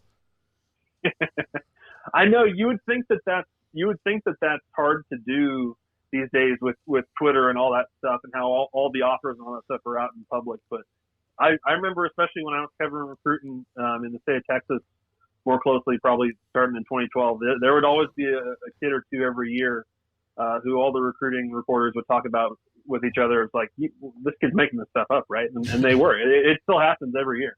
Yeah, I mean, it's not a lie that it's not something you can will into existence. It's not like one of those stories that, like from old Hollywood, where like, I was in an elevator with E.W. Murtaugh, and he gave me a role because I was good looking. Like, that's not how it works in football. No. Nope. Saban just sees a guy walk up to practice like, oh, yeah, I'm on the team. Oh, really? Okay. Well, all right. Max, then. We'll see you like in that small little square sometime in July in the Big 12 virtual media days. We'll see you that along with Dennis Dodd, along with Stuart Mandel, along with Bruce Feldman, and 19 other writers and 12 television stations. You'll be a speck in that Zoom meeting. I'll be battling you to get a word in, but hey, upside for this, guys, is we don't have to go by or wear jackets and ties anytime soon. No, you're right. No, you're right. Exactly right. Max, have a great day. Appreciate it, buddy. Max Olson, theathletic.com, with us on SicEm365 Radio most every Thursday in the 4 o'clock hour. Coming up next, he was a personality and a heck of a football player, sometimes overshadowed by Drew Pearson or Tony Hill or others. Former Cowboys wide receiver Butch Johnson, next on SicEm365. And we will have news on who the commitment is coming up next as well.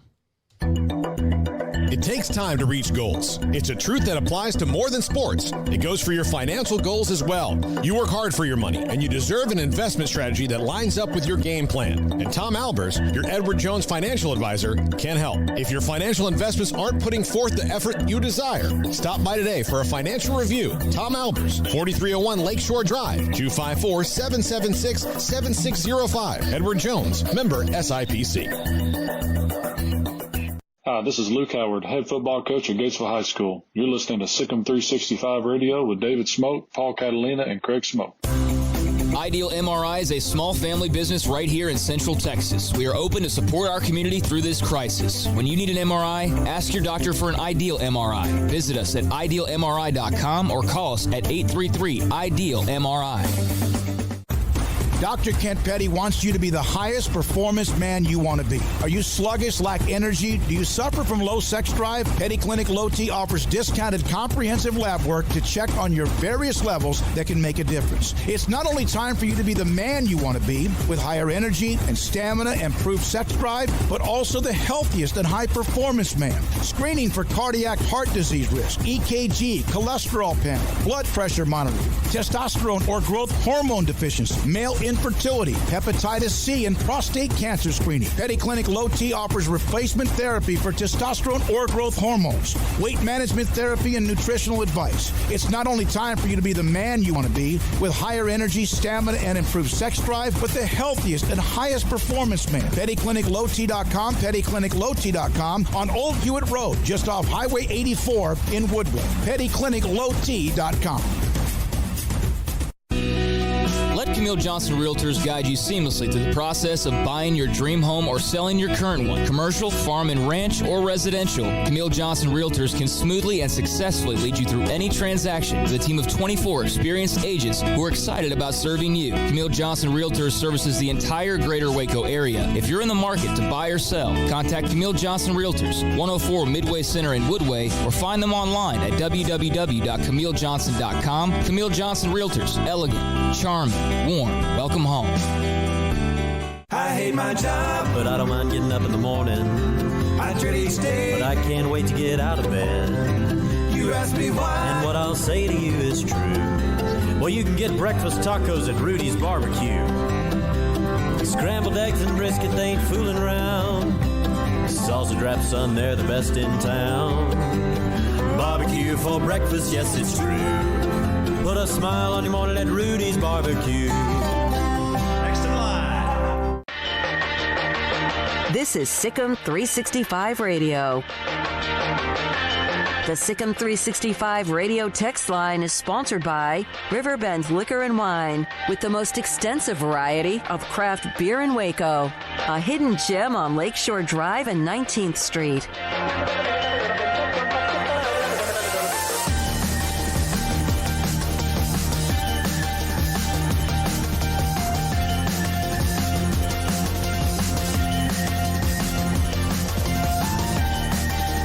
SicEm365 Radio, Paul Catalina, Craig Smoke. I'm David Smoke, Dylan Chapman running the mothership as well. As we continue with this 4 o'clock hour, Butch Johnson, former Cowboys NFL wide receiver, joins us now on SicEm365 Radio. Butch, thanks for your time. We have talked to a lot of players that have been a part of the legacy of the Cowboys, and obviously the wide receiving core, the team that you were on, the kind of personalities you had. You hear about receiving cores now that are deep. The Cowboys have one, it appears. They've added another one, CeeDee Lamb. What was it like, that core of receivers you had in especially the late 70s? Well, interesting enough, there's been a couple of things that have come out because the Cowboys are 60 years old, believe it or not, and they're celebrating their birthday this year. And one of the things that came out was who wore the numbers the best over that 60-year period of time.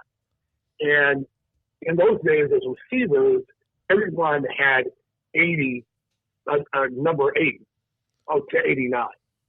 And from 80 to 89, there was Tony Hill, who wore the best. He wore number 80. It was number 83 was Golden Richards. He wore the best. Number 84 was not in.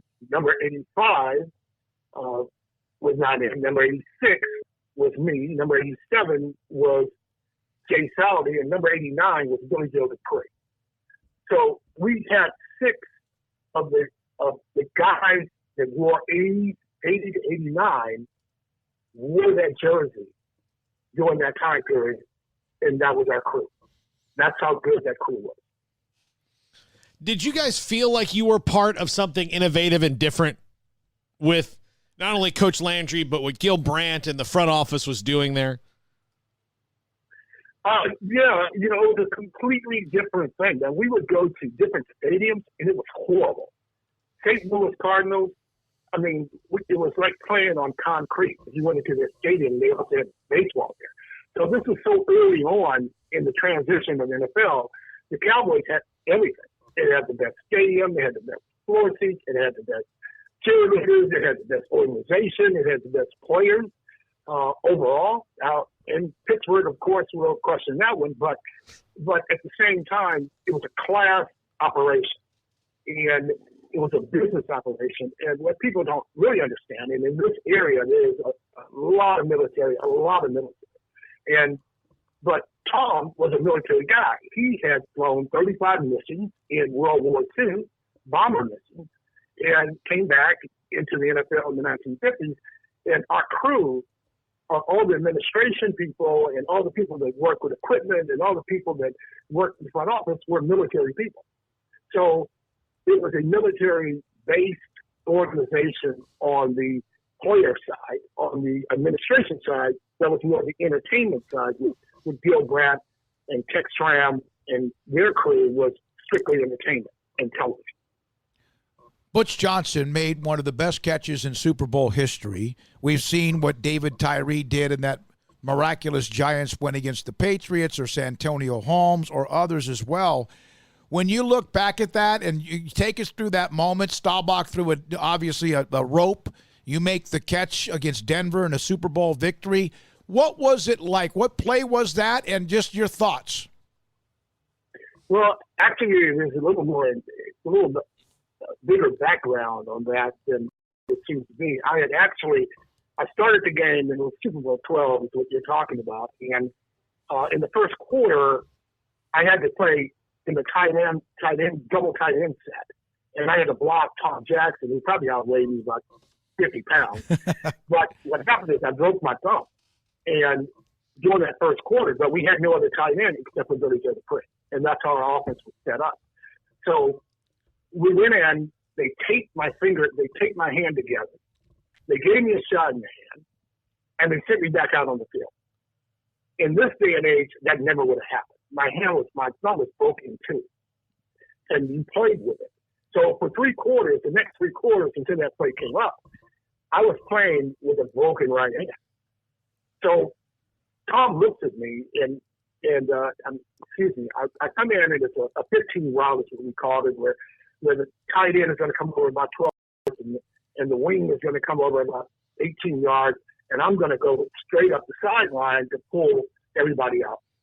So when I step into the huddle, I call the play. Roger's kneeling down, and he says, "Who's in here?" I said, "Well, Butch." And he says, "Go to the post." And I'm thinking, I'm a second-year guy. You're telling me the play is for me to go straight down the sideline, which is you don't go across what Tom said, right? Right. He was telling me go to the post. So that play was never practiced. The reason why we didn't practice is because they were playing a 3 deep zone. That means there's going to be a safety in the middle.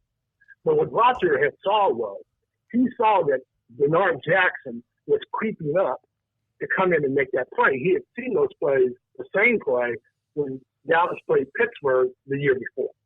So they were broken up and there was 2 interceptions. So he was laying for the play.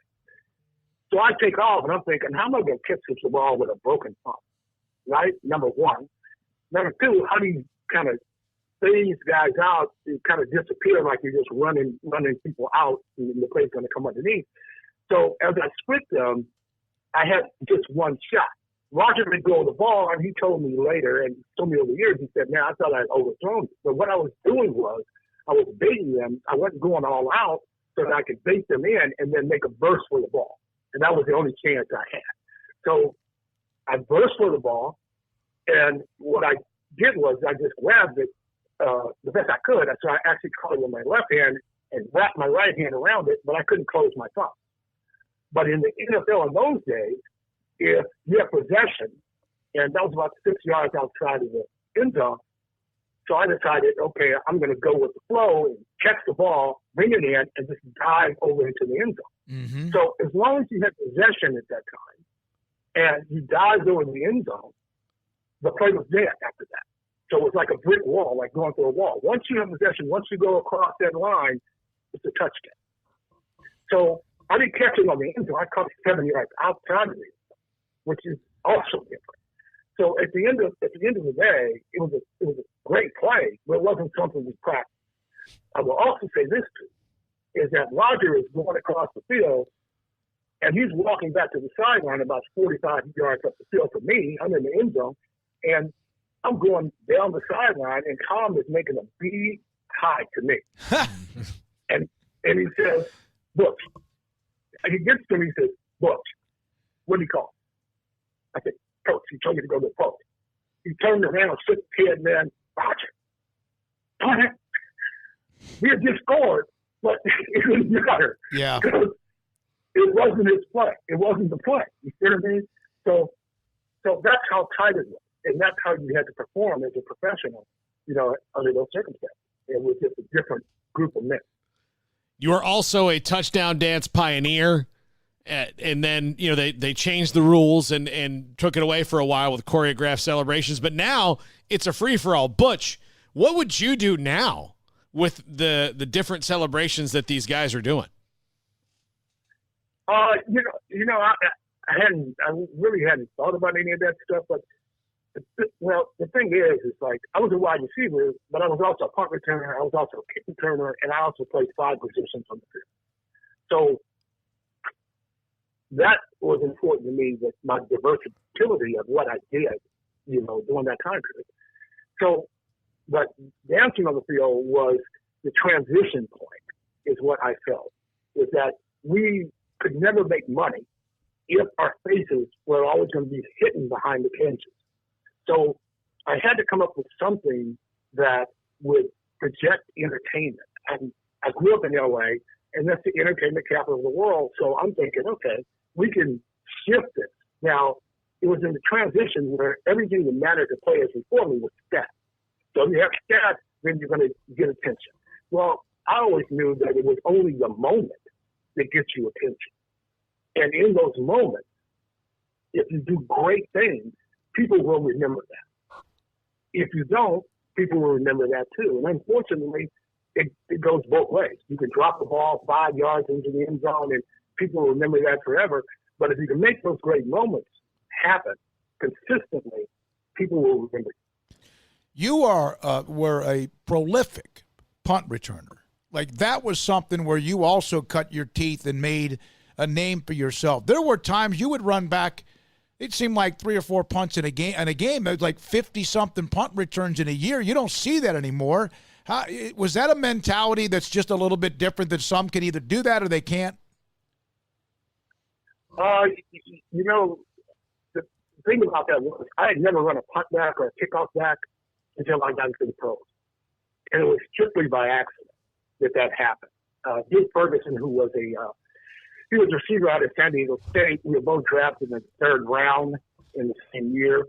And he was a punt returner in college also, and a kick returner. So he was up first in about the 5th preseason game in our rookie year. He is catching a punt and fractures his finger catching a punt. So I had to come in, and they lined me up and said, okay, go for it. Well, first time I touched it, I went back 25 yards.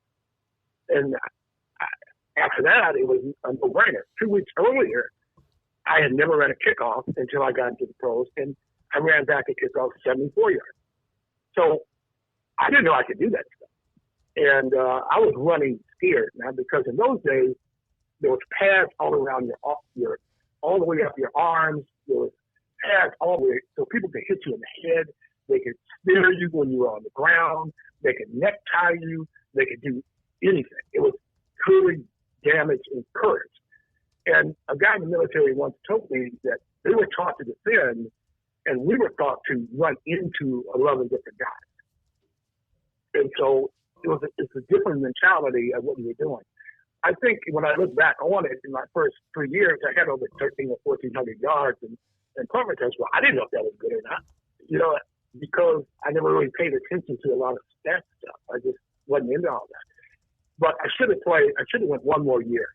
And for the first 3 years, I was over 400 and some odd yards per season. Now, will you see that again? No. And kickoff returns, it was the same thing. You won't see that. You won't see that skill set again. But it was it was dangerous, man. I mean, it was the worst thing you can do, the most risky thing you could do. And, I got through it, and I got through it with good health and no knee damage, no broken bones or any of that stuff. But I felt if I had played maybe one more year, I would like to see the outcome of how that would have worked out.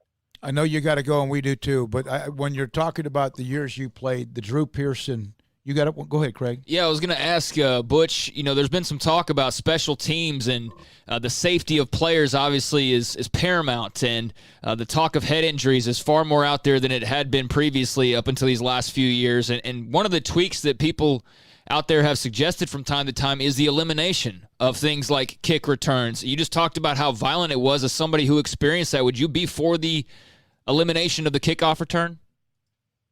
I don't see a kickoff return anymore anyway. True. True.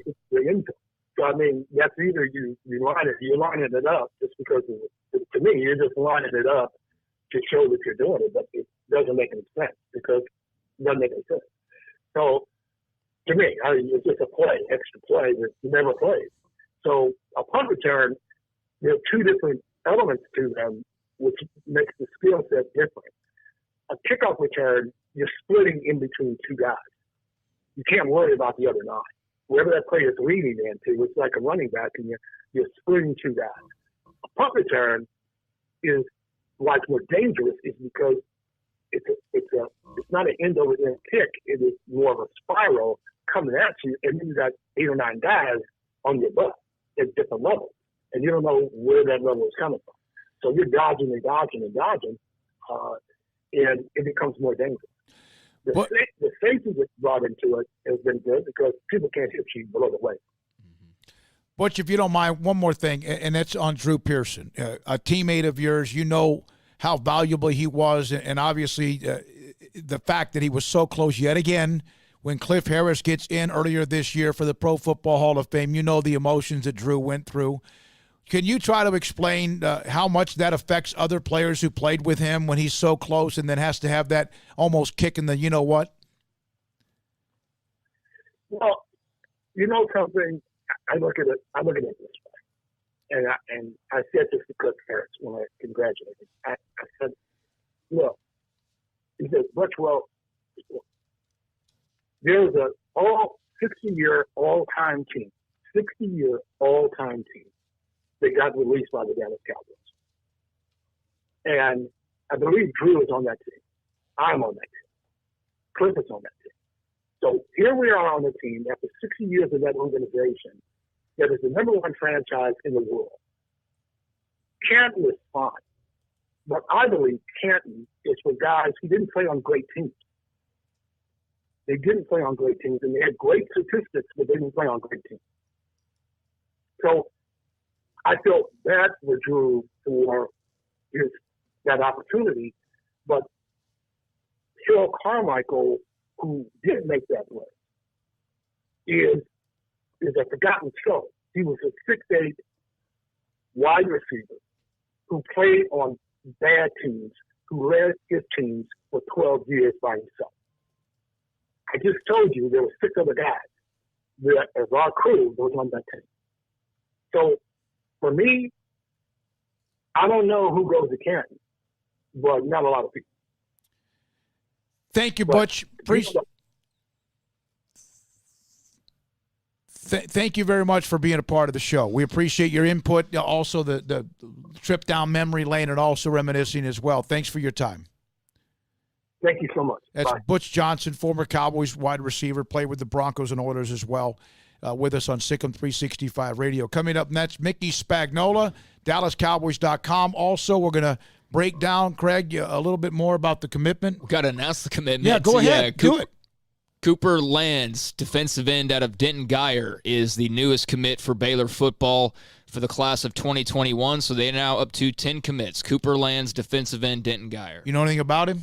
Nope, don't know much at all just yet. Just a big, tall, good-looking kid. Cooper Lance, he put it up on Twitter. Firstly, I would like to thank God, my family, my coaches who have helped me to this point in my life. I'd like to thank all of my teammates and peers who have always been there for me and pushed me to be the best. After much thought and prayer, I'd like to announce that I'm committing to Baylor University. And he also had on his tag, at Coach DJ, Meatball. Dave Aranda, Joey McGuire, among others. This is SicEm365 Radio. Our communities are facing unprecedented times. At Boozer's Jewelers, we care about you and your family. If you're like me, your home has unwanted or unused jewelry lying around. They can have value, and that means we can turn that jewelry into instant cash. This is a great way to get the most value from your unwanted jewelry. At Boozer's Jewelers, we buy all kinds of unused jewelry. So give us a call and let us give you peace of mind and cash for your unwanted or unused jewelry. Texas board-certified personal injury trial lawyer and Baylor alum David Willis and Baylor alum Parker Willis are ready to help if you or a loved one has been wrongfully injured in an auto accident, SUV rollover, industrial accident, 18-wheeler crash, or were seriously injured by a defective product or recall drug. Call them for a confidential and free case consultation at 1-800-GOT-HURT or visit them at texastriallawyer.com. Principal office located in Houston, Texas. Waco, Texas, our city of remarkable growth and opportunity with an even brighter future ahead. What makes it all work is our people living, working, and growing together. And we're proud to be from here, helping and serving the community we call home. We are the First National Bank of Central Texas, taking great pride in being locally owned and operated. Come see us at any of our 5 convenient locations. That's the First National Bank of Central Texas, member FDIC, and equal housing lender. How did Edward Jones become one of the biggest financial service companies in the world? By not acting that way. Financial strategies, one-on-one advice, it's a big difference. And that's why Brad Wilson, your Edward Jones financial advisor, makes sense of investing. Experience the difference for yourself. Brad Wilson, 250 Sharon Drive in Woodway, 254-776-4337. Edward Jones, member SIPC. Live crawfish is back. The 30-pound bags of live crawfish, as delicious as you can imagine, back at Waco Custom Marketplace at 425 Lake Air Drive in Waco. $3 a pound, 30-pound live crawfish bags are available. You order by Thursday at noon. You can pick up your customized order anytime on Friday afternoon until 6 p.m. And the drive-thru now open at Waco Custom Marketplace Monday through Friday from 10 a.m. to 6 p.m. You can still order what you want from their butcher shop, including beef and poultry, seafood, and also pork. And, of course, their bakery. You can order from their bakery. You can go online, WacoCustomMarketplace.com, or go by the drive-thru. Waco Custom Marketplace, live crawfish available Monday through Friday, 10 a.m. to 6. Hi, this is Rosebud Lott, head football coach Raphael Williams, and I'm a proud listener and a supporter of the all-new SicEm360 radio show with David Smoke, Paul Catalina, and Craig Smoke. We are facing some unique challenges at this time. We want to do our part to support not only our community, but our medical providers who are really overtasked right now. Governor Greg Abbott has required dental offices to postpone all elective dental procedures, but still be available for dental emergencies. At this time, dental emergencies are those that are defined as something that would make somebody consider going to the emergency room for treatment. We're offering to see you at our office Tuesday, Wednesday, and Thursday from 8 to noon, and we will waive all fees. We're doing this to support the community and support the medical system. This will allow the overtasked medical community to focus on the truly needy at this time. In the midst of what seems to be so much gloomy news, we want to send a positive signal of our faith in our community and in each other. We're all in this together. We're all in this together. We are all in this together. We're all in this together. We are all in this together. We're all in this together. We're all in this together. We are all in this together. We're all in this together. We're all in this together. We're all in this together. We're all in this together. We're all in this together. We are all in this together. We're all in this together. We're all in this together. We're all in this together. Thank you and God bless.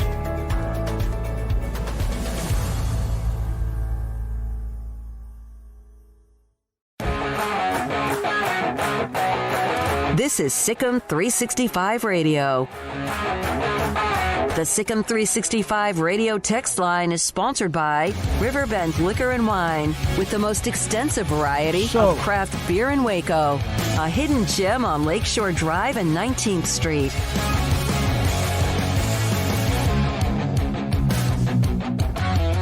SicEm365 Radio on this Thursday afternoon, taking you up until 6 o'clock.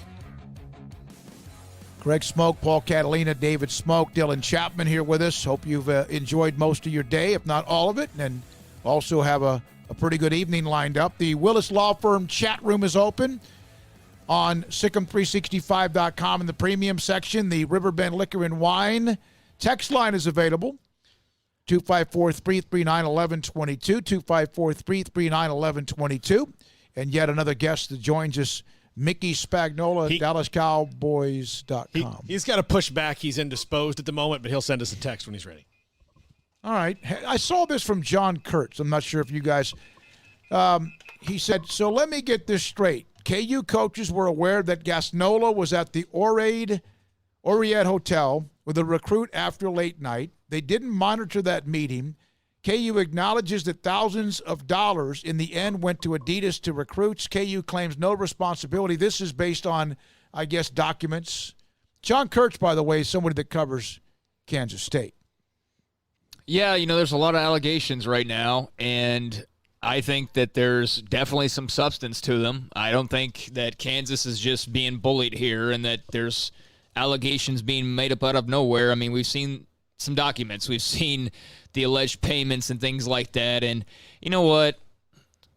Man, every time I see a story like this, people initially when it comes out act like, oh, this is finally going to be it. It's finally going to be the time they nail Kansas or they nail Kentucky or they nail Duke or they nail North Carolina or they nail any of the Blue Bloods. And it never happens. And they never hurt all that badly from whatever they do receive. So to me, this is a story that has some merit, and there are some rules that were clearly broken. I think Bill Self is definitely a dirty coach. I don't think there's any question about that. I'm not saying he's a bad person. I'm not saying he's a bad coach. I'm just saying he's a dirty coach when it comes to recruiting, and there's a lot of those guys out there, but nothing will happen to him.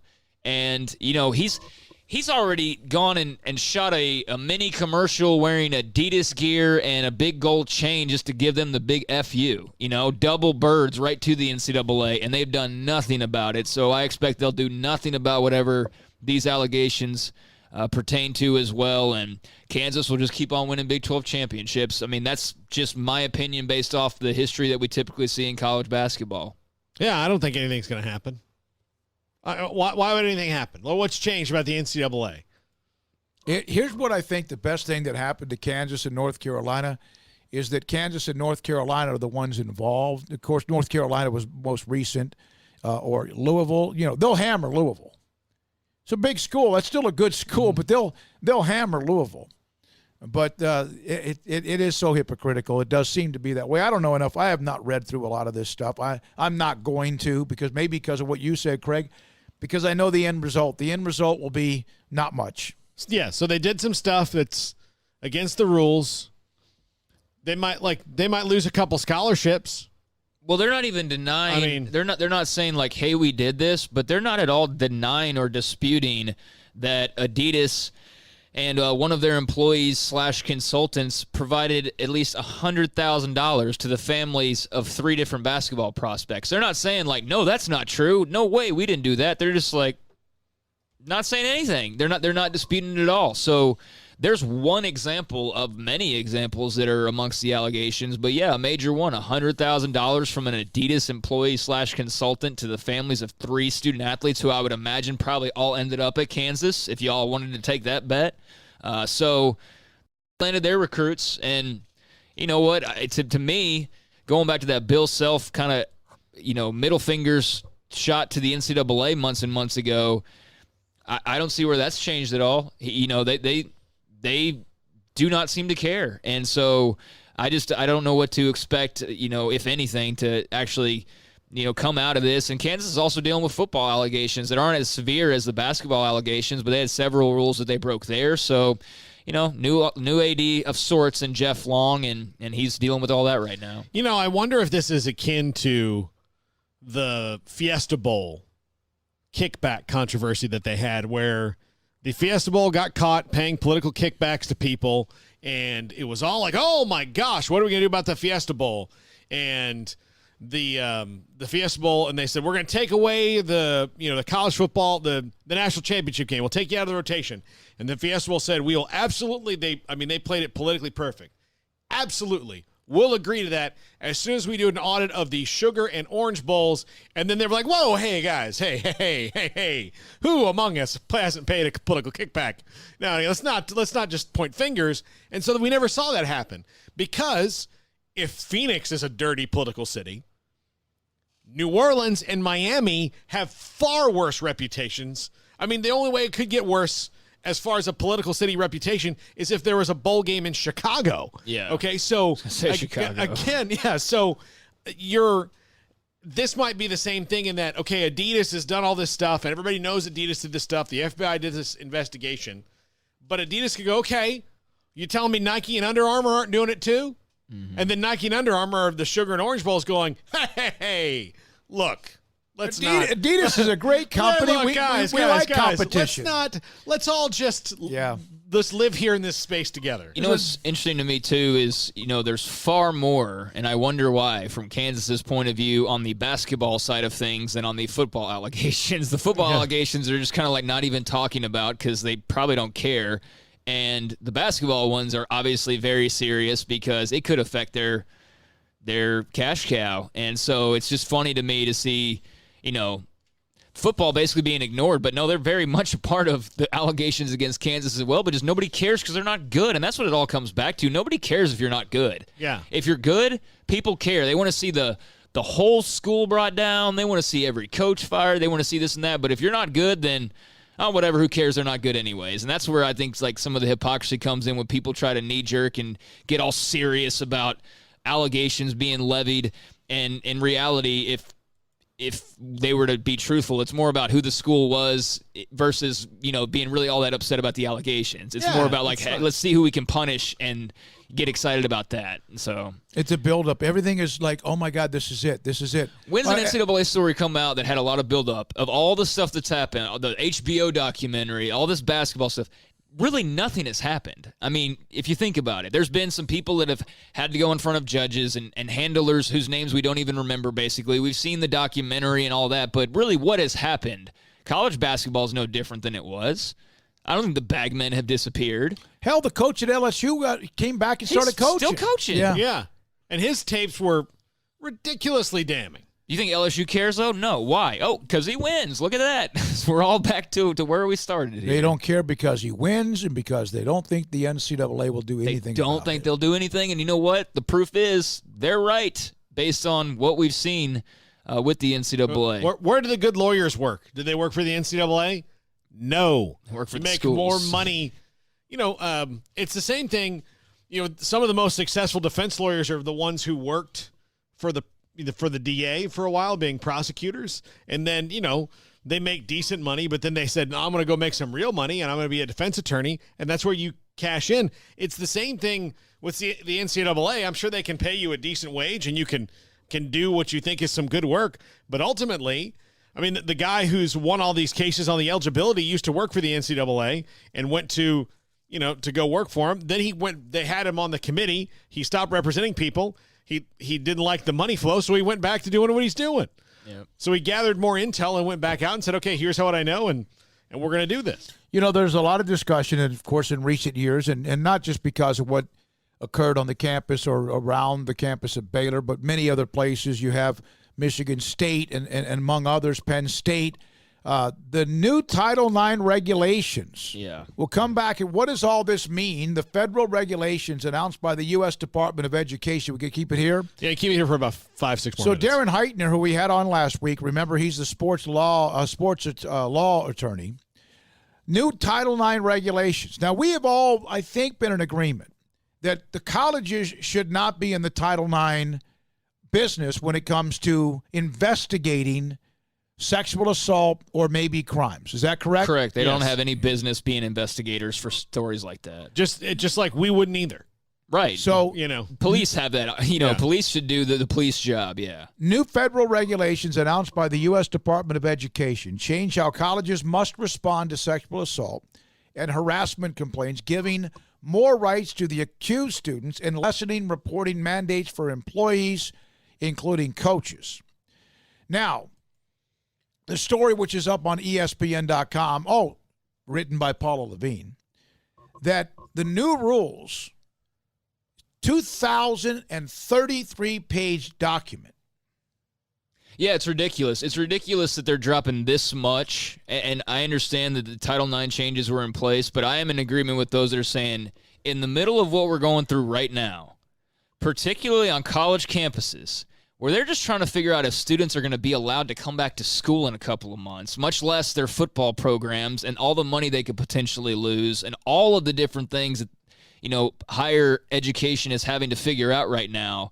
Let's just throw 2,300 pages of new Title IX rules in your lap and then tell you need to know this by August 14th when it goes into effect. How ridiculous is that? I don't care what political line you stand on. That's ridiculous. This is not good timing to try to introduce new Title IX legislation that's 2,000 plus pages and has to be in effect in 3 months. Why don't they just say this? If an incident occurs with a student, on campus or not, turn it over to the police. And if you can't trust them, then that's up to you. Turn it over to the police. You don't need somebody on campus trying to make these decisions. They have enough to worry about. Yeah, especially right now. That takes a half a paragraph. Well, okay, so one of the things that they are doing, like I said, giving more rights to the accused, and this was a thing that I always thought was strange. So the kids were not allowed to have lawyers in a lot of these instances, which, again, if I was a student and I was accused of something and I had to go before and I wasn't allowed to have legal representation, then I would have legal representation when I sued the school. And at the very least, you're going to cost the school money, even if you were guilty as hell. You're going to cost the school money defending this lawsuit saying that you were brought up in front of this tribunal without proper representation, which is unconstitutional, especially at a state-run institution among anything else. Secondarily, they wouldn't allow for cross-examination by lawyers, and which then what's the point of having if you're just going to cut up and say, okay, accuser and accused, tell your story, and we're just going to pick who we like more, then look, and a lot of time, I'm not trying to dismiss the accused, but that's not how we set the justice system up in this country, and it's not fair, even though there are people who have been wronged. You don't want to rely on that. The focus needs to be on educating and destigmatizing the reporting of it.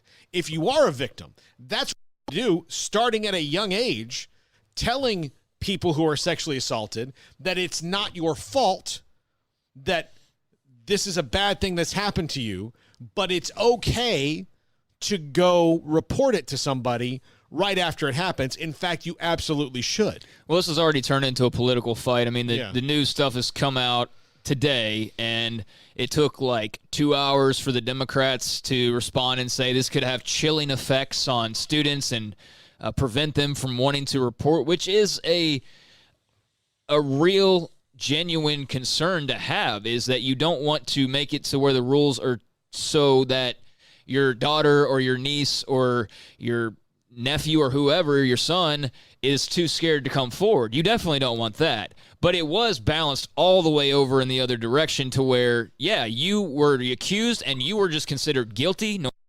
No matter what, you were guilty. You had no representative to help you out in front of this kangaroo court, because that's what it was. Mm-hmm. And you were just going to be guilty 99.9999% of the time.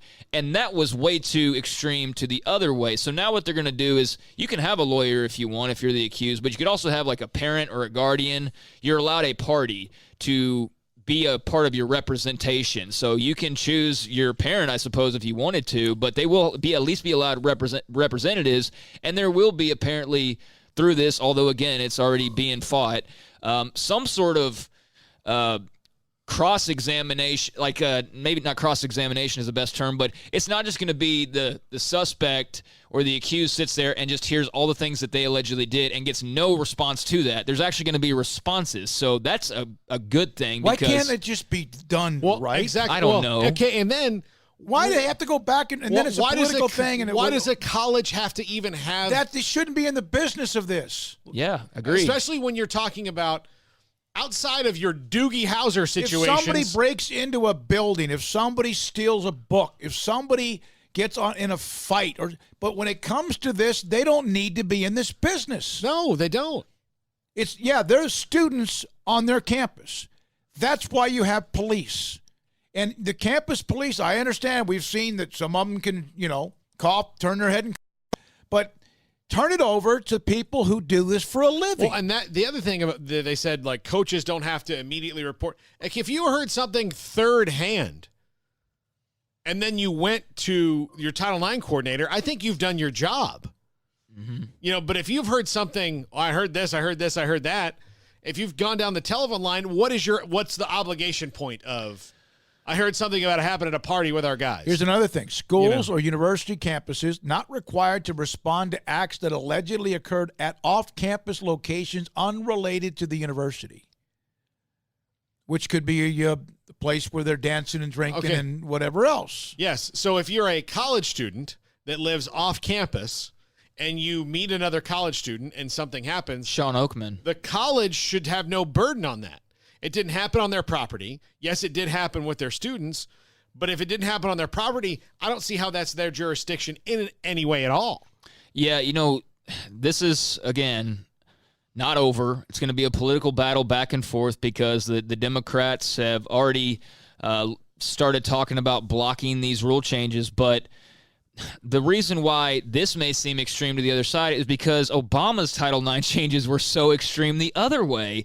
And so now it's sort of swinging back a little bit, but it needed to, because his Dear College letter basically told schools to not allow the accused to have any sort of a say. It was all about just, hey, you're accused, you're screwed, sorry, see ya.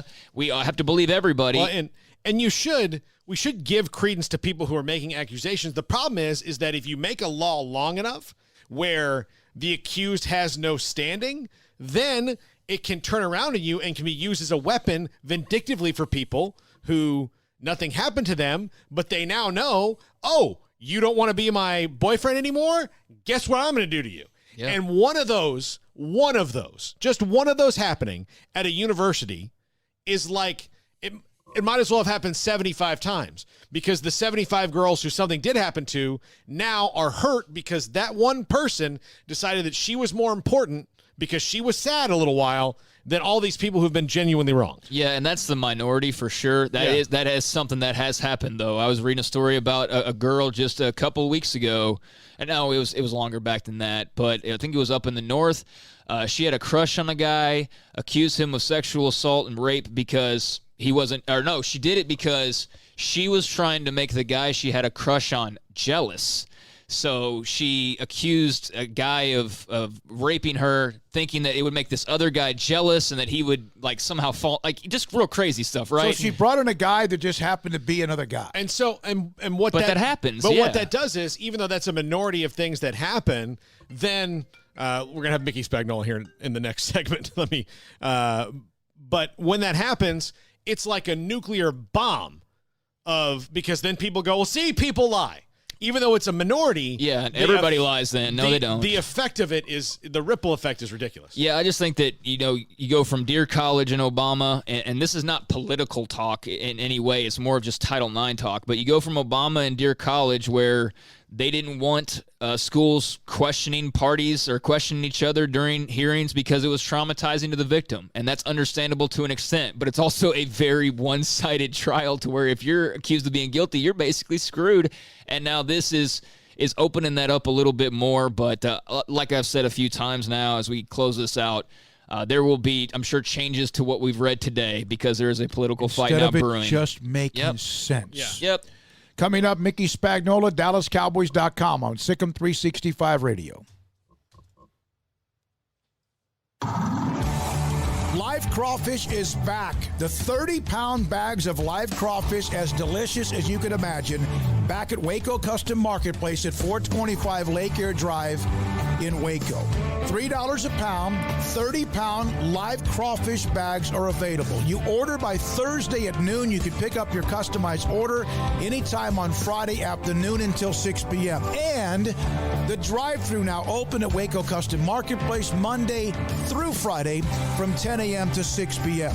You can still order what you want from their butcher shop, including beef and poultry, seafood, and also pork. And, of course, their bakery. You can order from their bakery. You can go online, WacoCustomMarketplace.com, or go by the drive-thru. Waco Custom Marketplace, live crawfish available Monday through Friday, 10 a.m. to 6.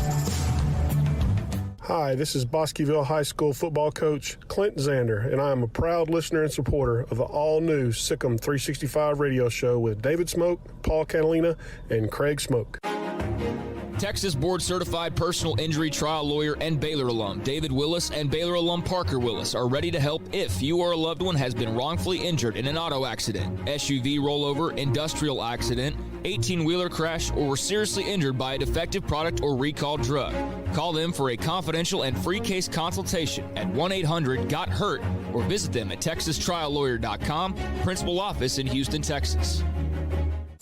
Riverbend Liquor and Wine has their easy-to-access drive-thru open and convenient and clean in-store location on the corner of Lakeshore Drive and North 19th Street in Waco. Riverbend Liquor has the best and most extensive variety of craft beer selections in Waco, with Crown Royal Peach in stock right now and Balcones Whiskey, including single malt, pot still, baby blue, French oak, rye, and brimstone. Riverbend Liquor and Wine, family-owned and operated, and a hidden gem in Waco on Lakeshore Drive and 19th Street. And find out more on Facebook and Instagram.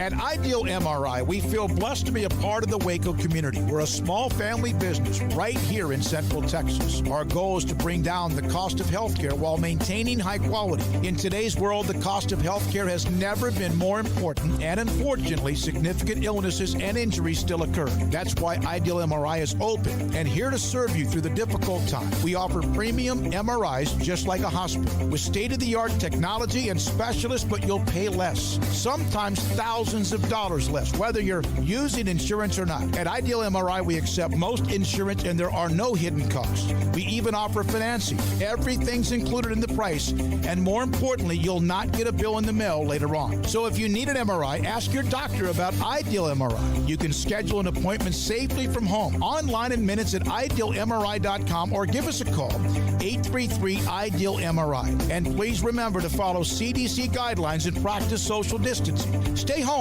except for the essentials, and be safe, and together we'll get through this at idealmri.com. This is SicEm365 Radio. The 5 o'clock hour is sponsored by Edward Jones Investments with financial advisor Tom Albers, staying in touch with you and your money through these difficult and changing times. Edward Jones, making sense of investing. Pitch out to McCormick. Good use of the blocking, but then just obliterated by Chris Miller. Now back to SicEm365 Radio, presented by IdealMRI.com. Your health is important, so is your budget. Here's David Smoke, Paul Catalina, and Craig Smoke. We start this 5 o'clock hour. It's been a very busy offseason for what has been a unique offseason with the Cowboys that seem to be plugging some holes and replacing some, players who have moved on, and they did lose a lot, but they have seemed to have done a pretty nice job, although there are still always things that you can do better. But Mickey Spagnola, DallasCowboys.com, joins us. So they have Cameron Irving, obviously Andy Dalton. We've seen what they've done. Mickey, are they checking all the boxes? Well, David, you know what? They checked 2 of my last 3 boxes, because when I was looking at what they've done so far and what they needed to do, I thought 2 of the things of the 3 that they really needed to work on was figure out, at least get some experience with that backup swing tackle. They do that with Cameron Irving. And then I thought, you know what, with all these veteran quarterbacks with a lot of experience out there, and it's the 1st of May, and they don't have jobs, what about just signing one of those guys, kind of a 1-year deal to be an experienced backup? And lo and behold, the Cincinnati Bengals released Andy Dalton, and he agrees to a deal that was only $900,000 more than what they were going to pay Cooper Rush. And I'm sitting there like, are you kidding me? Think about it this way. Andy Dalton has as many Pro Bowl appearances as Cooper Rush has attempted passes in his career in the NFL. 3 each. So to me, that was like a moonbeam falling from the sky. It's like, absolutely. And on top of it, David, he already lives here in the off season.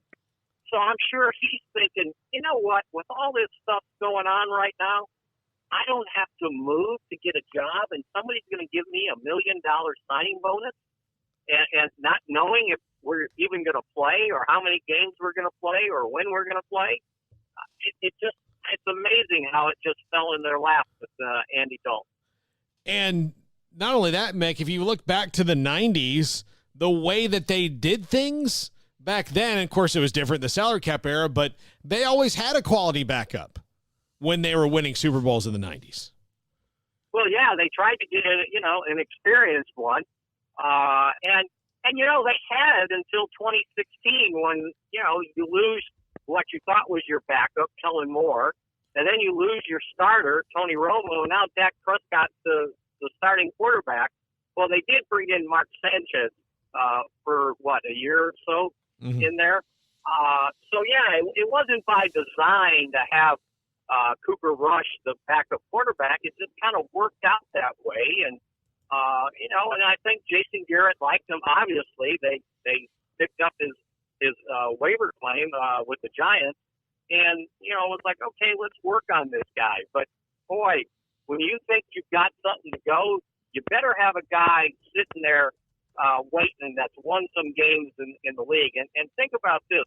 I know Dalton and Cincinnati didn't have a very good season this last year, but I'm not sure that's all on him. And if you look at his 9-year career in Cincinnati, he played 133 games. That's third most in their franchise history and one short of what Boomer Esiason played. And he had more wins than Boomer. The only guy in Cincinnati history with more wins is Ken Anderson, and he played 16 seasons. So this guy, for 5 straight years, he led them to the playoffs. And the unfortunate thing, in that 5th year, they started off 7-0, and they were 10-2 going into Game 13, and looked like they really had something going. And he fractures his thumb, misses the rest of the season. A.J. McCarron, the young quarterback, takes over. They go 2-2 to the finish and then lose first playoff game 18-16 to Pittsburgh. So, if you look at what he's done, and there's a lot more weapons here with the Cowboys and a better offensive line than he had in Cincinnati. Yeah, also no A.J. Green at all last year, and really for about a year and a half. Only played in 9 games 2 years prior to that, so one of his best weapons wasn't even playing. Mickey, does the schedule release do much for you whenever the time comes? Is there anything particular that you look for or look at with the schedule release later tonight? I'm just interested to see if what we're going through with COVID-19 has any effect on the order of the games. Like, do you want to try and put more of the games at the beginning of the season, or do you want to put them at the end? But if you put them at the end and there's a second wave and you get canceled games or postponed games, I was just wondering if, you start off with a bunch of division games, or do you worry about starting on time and losing games early and where you pick up? So, but yeah, other than that, it's like, we've known who they had to play. And so just the kind of order is what you find. And I'm sure the Cowboys being the Cowboys, they'll have their maximum of nationally televised games. If they open up with the Giants, I'm going. I don't care. I'm flying, even if the plane is crowded. I'm flying to New York, and there's going to be damage. I'll tell you what. If you were a betting man and you wanted to play the odds, well, the way things have been going with the opening with the Giants, it's probably a pretty good bet. Well, I know. Can you just do something different? The Giants' Twitter account posted a funny thing, I want to say yesterday, when it had, one of those things they do on Twitter where they cycle through the pictures real fast and tap, and that's who our opening opponent is gonna be. It was just 20 different Cowboys logos, really fast. How about opening? I'm trying to remember. I think we had been talking about playing a preseason game with Vegas, but who knows what's going to happen with the preseason, right? And Yeah. that usually comes out a week or two after the regular schedule. So, yeah, so much is up in the air. And, I guess it's a good sign where the NFL sent the teams a letter yesterday talking about how they would like to, start phasing in, opening up facilities. But again, they're not going to do it until they can open up all the facilities. They're not going to say, okay, Texas, your governor is allowing you to do this, this, and this, as opposed to what's going on in New York or California. You guys can practice or bring guys in, but we're not letting these other guys in. Everything's going to be equitable. It's either all or nothing, and it's going to be a national thing, not a state-by-state decision. Mickey, I know you don't have the answer to this question, but seeing the release on the phases of how they're going to reopen and all that, would you say it's unlikely the Cowboys head to Oxnard for training camp this year? Just your gut feel on it, or do you think that that's still something they're really going to attempt to do? Well, I know it's still, up in the air, and the intention is to do so. There was if I remember correctly, it was this week, there was a local story quoting the city manager in Oxnard saying, we'll do whatever we need to do. If the Cowboys want to come, we'll do everything. Like, you can have the whole hotel complex. No one else will stay there. If they don't want fans watching practice, there'll be no fans watching practice. So, I just think it's too early. But I think the good thing, and Mike McCarthy talked about this during the draft, is that he's formulating two plans: one for training camp in Oxnard, and one for training camp at the Star. And he pointed out in 2011, all they did was worry about when we're going to start, And he said, instead of worrying about when we're going to start, we should have made plans for, okay, this is what we'll do as soon as it starts. And if you remember in 2011, when the CBA didn't get ratified until like 2 days before the teams went to training camp. And it was a kind of a shotgun start to training camp. And they had to let the players go through almost a week of conditioning and basically a week's worth of mini camps to get guys ready to go. So that was a little bit different start, which I thought was ironic, by the way, because Andy Dalton's first year was 2011 in Cincinnati as a rookie, and Carson Palmer held out. They eventually traded him. He wanted to be traded. So here's your rookie, and he didn't get any off-season preparation with Cincinnati, and now he comes here for his second team. And who knows, there may be no off-season preparation for the start of training camp or the season, for that matter, for joining his second team. So I'm looking at the transactions, and I honestly, this is not something that is much on my radar as much as it used. I used to keep the depth chart. I had that Our Lads Guide to the NFL Draft, and I would, I'd cross guys out and add names in with pencil, whatever. But of the ones they've acquired that were free agents and or veterans, the Cameron Irving or Andy Dalton, Darryl Worley, Zerline, Gerald McCoy. Who am I missing here? Don Terry Poe. Right. Which of them? I know the backup quarterback's like the vice president. He's one moment away from taking control. But which one of them was the best signing in your opinion? My guess is Gerald McCoy, because number one, they really needed some depth there, and they really didn't have before the draft, right? They didn't have a legitimate starter on that team unless they had moved Tyrone Crawford inside the three technique defensive tackle. So to me, and we'll see if he's got something left, but it was good because it could be just a one-year deal. And the same thing with Poe. It could be just a one-year deal. And Poe's was 2, McCoy's was 3. Clinton Dix is a one-year deal. And so he's kind of a placeholder, hoping that you might develop somebody that could move in there. So I thought those were the most significant. But again, when I looked at it last week, it was like, well, who's my backup tackle? or at least no one that's played more than a game or two in the NFL, and that was last year as a backup. And then who's taking Robert Quinn's spot at defensive end? Maybe Alton Smith, maybe Randy Gregory. We don't know that for sure. And before the draft, until they took the kid from Utah, Anai, you're going to start Tyrone Crawford there, coming off the 2 hip surgery. Dorrance Armstrong, Jalen Jelk. The group of 4 guys that were potentially players there totaled 2 sacks last year. So that one I still think they need help with. And then, the backup quarterback thing kind of occurred to me. You're probably looking for a third running back, but it's not going to be a veteran. They'll probably get a young guy.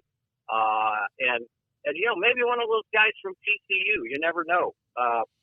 You tell me how to pronounce the guy's name that's impossible. It starts with an O. Olawani, I think it is. Yeah. Shewo Alonalua. Thank you. They're going to move him to fullback. And the way he runs, the way I watched, he looks like he's got fullback mentality. And if you run that hard, you don't mind sticking your head in there blocking. So he seems pretty versatile. He'll be interesting to keep an eye on if we ever get to training camp. But yeah, David, what they did, and the beauty of what they did in free agency is they plugged enough holes where they didn't go into the draft and say, gosh, I just got to take a cornerback, or I just got to take a defensive tackle. And they let the draft play to them. Because if you don't plug holes, you might look at it and go, I can't afford to take CeeDee Lamb. I got to take a corner in the first round, even if you didn't think that corner deserved a first-round grade. So because they re-signed Anthony Brown, they knew they had 3 corners that if the season started tomorrow, that they could go out there with 3 guys they wouldn't mind playing. Now, did you want to upgrade? Oh, absolutely. And getting Trayvon Diggs in the second and Robinson in the fourth like that gives you some depth at the quarterback position. You didn't have to jump out there on a defensive tackle. You could wait till the 3rd round and get Neville Gallimore because you had Poe and you had McCoy. They did sign Kai Forbath as a kicker. They get Zerline, and we're going to have kicking competition. We're going to go back to watching the kickers every time they go to special teams because I think it's going to be competition. Forbath was pretty good in the 3 games he kicked for the Cowboys, and Zerline didn't have a great year last year, probably his worst in the NFL. So that'll be interesting. But what I'm saying is they kind of just plug things along, and by re-signing some of their guys, they weren't desperate to go into the draft for any one position. Now, we'll see how defensive end plays out. But you know what? If you look at your little list, David, I guarantee you there's a bunch of veterans out there. What is it? Is it May 6th, 7th right now? Mm-hmm. And they don't have a job? I'm sure Andy Dalton looked at it and go, it's May 1. I don't have a job. And who knows if I'm going to have a paycheck. They're going to give me $1 million signing bonus? Heck yeah, I'll do this for a year, and I don't have to move.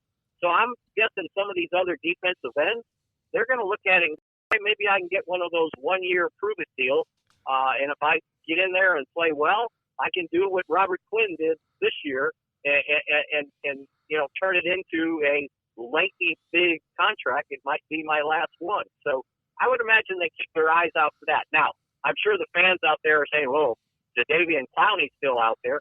Well, it sounds like he wants to make $21 million a year. Well, that ain't happening here.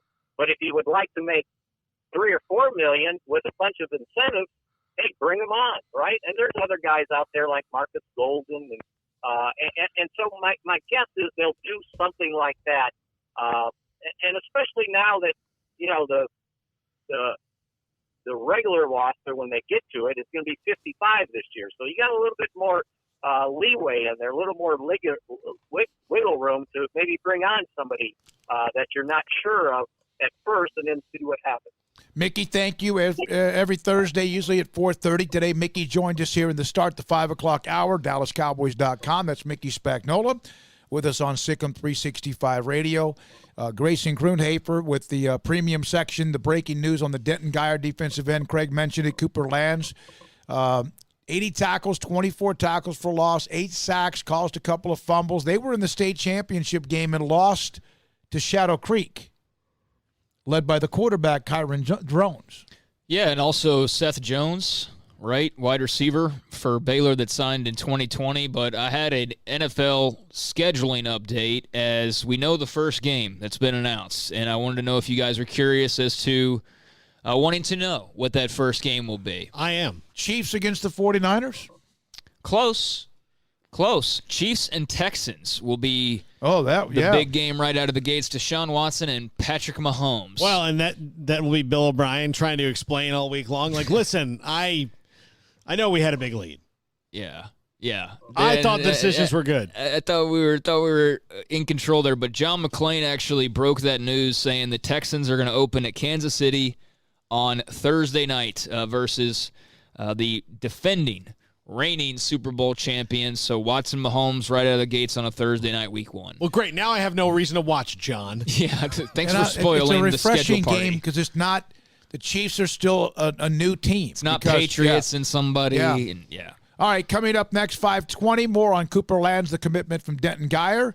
Who knows? Maybe even he will join us. I don't know. Just throwing it out there, right? Tomorrow, Mike Renfro. Grayson Grundhafer will, of course, discuss this commitment, and also former Oklahoma All-American and Cowboys and Falcons defensive tackle Tony Casillas, among others. This is SicEm365 Radio. Are you in the market for a new home, or are you trying to sell your home? Are you looking to upsize or downsize? You'll need a realtor in your corner that can guide you through anything you'll encounter. Contact my good friend Lance Donaldson and the Donaldson family team, brokered by eXp Realty. Let them be your go-to source as you search for that perfect home. Lance is a great guy, funny guy you want to be around, hang out with. He's also a fantastic listener, which means he's going to hear everything you have to say about what you want out of a new home and what you want out of selling your home. And he's going to get as close to the mark as he possibly can, and he's going to hear things, and he's probably going to discover some things that you didn't even think about when you were asking about it, because that's what Lance does. Give him a call, 254-214-3713, or visit his webpage, lancedonaldson.exprealty.com.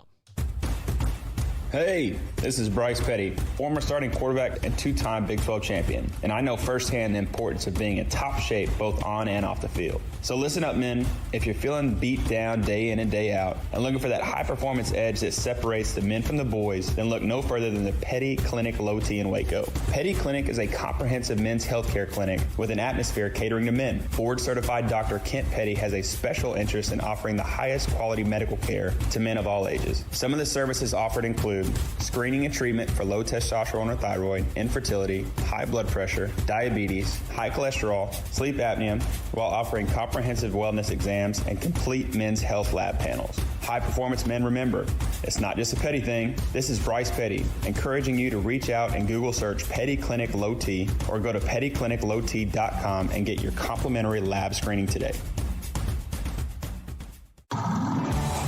Live crawfish is back. The 30-pound bags of live crawfish, as delicious as you can imagine, back at Waco Custom Marketplace at 425 Lake Air Drive in Waco. $3 a pound, 30-pound live crawfish bags are available. You order by Thursday at noon. You can pick up your customized order anytime on Friday afternoon until 6 p.m. And the drive-thru now open at Waco Custom Marketplace Monday through Friday from 10 a.m. to 6 p.m.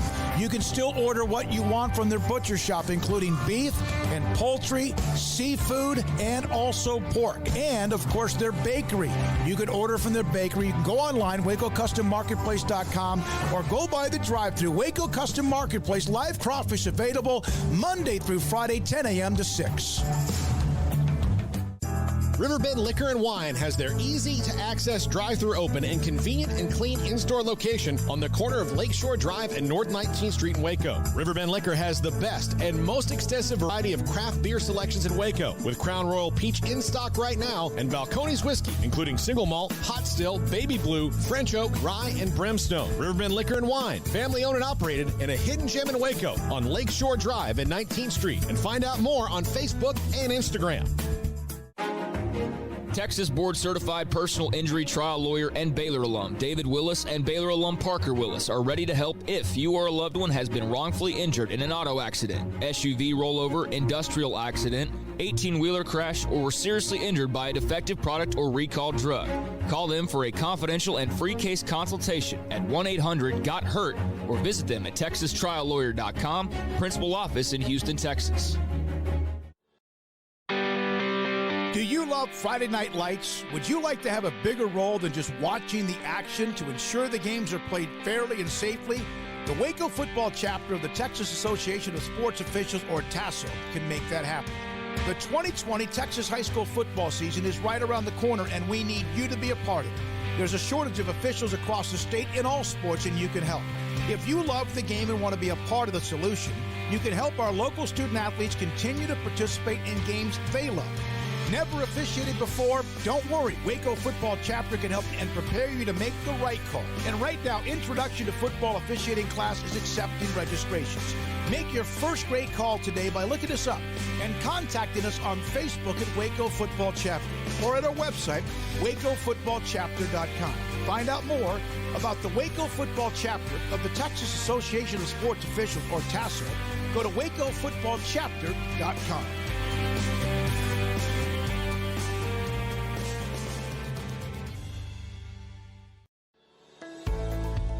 We are facing some unique challenges at this time. We want to do our part to support not only our community, but our medical providers who are really overtasked right now. Governor Greg Abbott has required dental offices to postpone all elective dental procedures, but still be available for dental emergencies. At this time, dental emergencies are those that are defined as something that would make somebody consider going to the emergency room for treatment. We're offering to see you at our office Tuesday, Wednesday, and Thursday from 8 to noon, and we will waive all fees.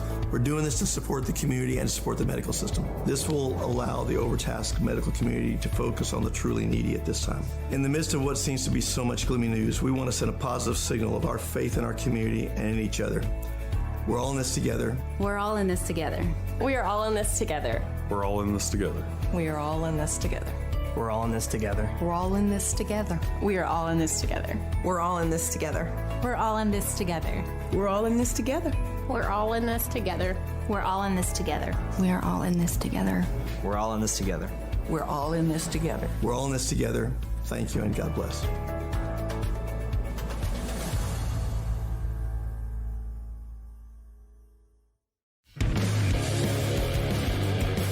This is SicEm365 Radio. The SicEm365 Radio call-in line segment is sponsored by Rudy's Country Store and Barbecue, where curbside pickup and drive-thru are now available. Next in line. You know, it's interesting because so many businesses, when all of everything started to happen, I guess, early March, and some reacted to it, and now there's starting to be a little bit of this where there's more opportunities, and still people being you think, not everyone, but everyone trying to be as smart as they possibly can. And I just want us to be as smart as we can so we can get sports back. Yeah, I don't want to hit the reboot button. Let's just be as smart as we can so we can get sports back. However that happens. Which is why I was pretty much willing to do whatever it took. Because baseball's already gone from my life right now, and it hurts. And I'm watching Korean League baseball, and I'm thinking about which team am I going to really root for, and then I don't want to get invested in them because then I already have too much wrapped up emotionally in the Red Sox. What if I get obsessed with some Korean League baseball team? Where does it end for me? Right. I don't know. I just want normalcy back, and I'll do whatever it takes so that I can watch a game. Especially I can watch a game, I can go on a vacation, and I can go to a ballpark like I like to do that I've never been to before. Would be nice to see the Rangers ballpark for the very first time. Yeah, how about that? Everybody. Yeah. You have what they're trying to do in L.A., with that. Yeah. And then you have Vegas with that. And then you have the Rangers. And, I mean, it's these – there's a lot of commitment to these deals. One of the stories that I gave you was Jeff Passan. Is that how you say it? I always forget. Passan. Gosh, I don't know why. I was trying to make his name sound fancier than it is. Jeff Passan. He had reported last night that the submission for the return to play proposal that MLB's been coming up with should be submitted to the Players Association within the next week. So as far as just a little update on Major League Baseball and sort of where they stand, yes, they are going to submit that within the next few days to the Players Association, their idea for returning to play.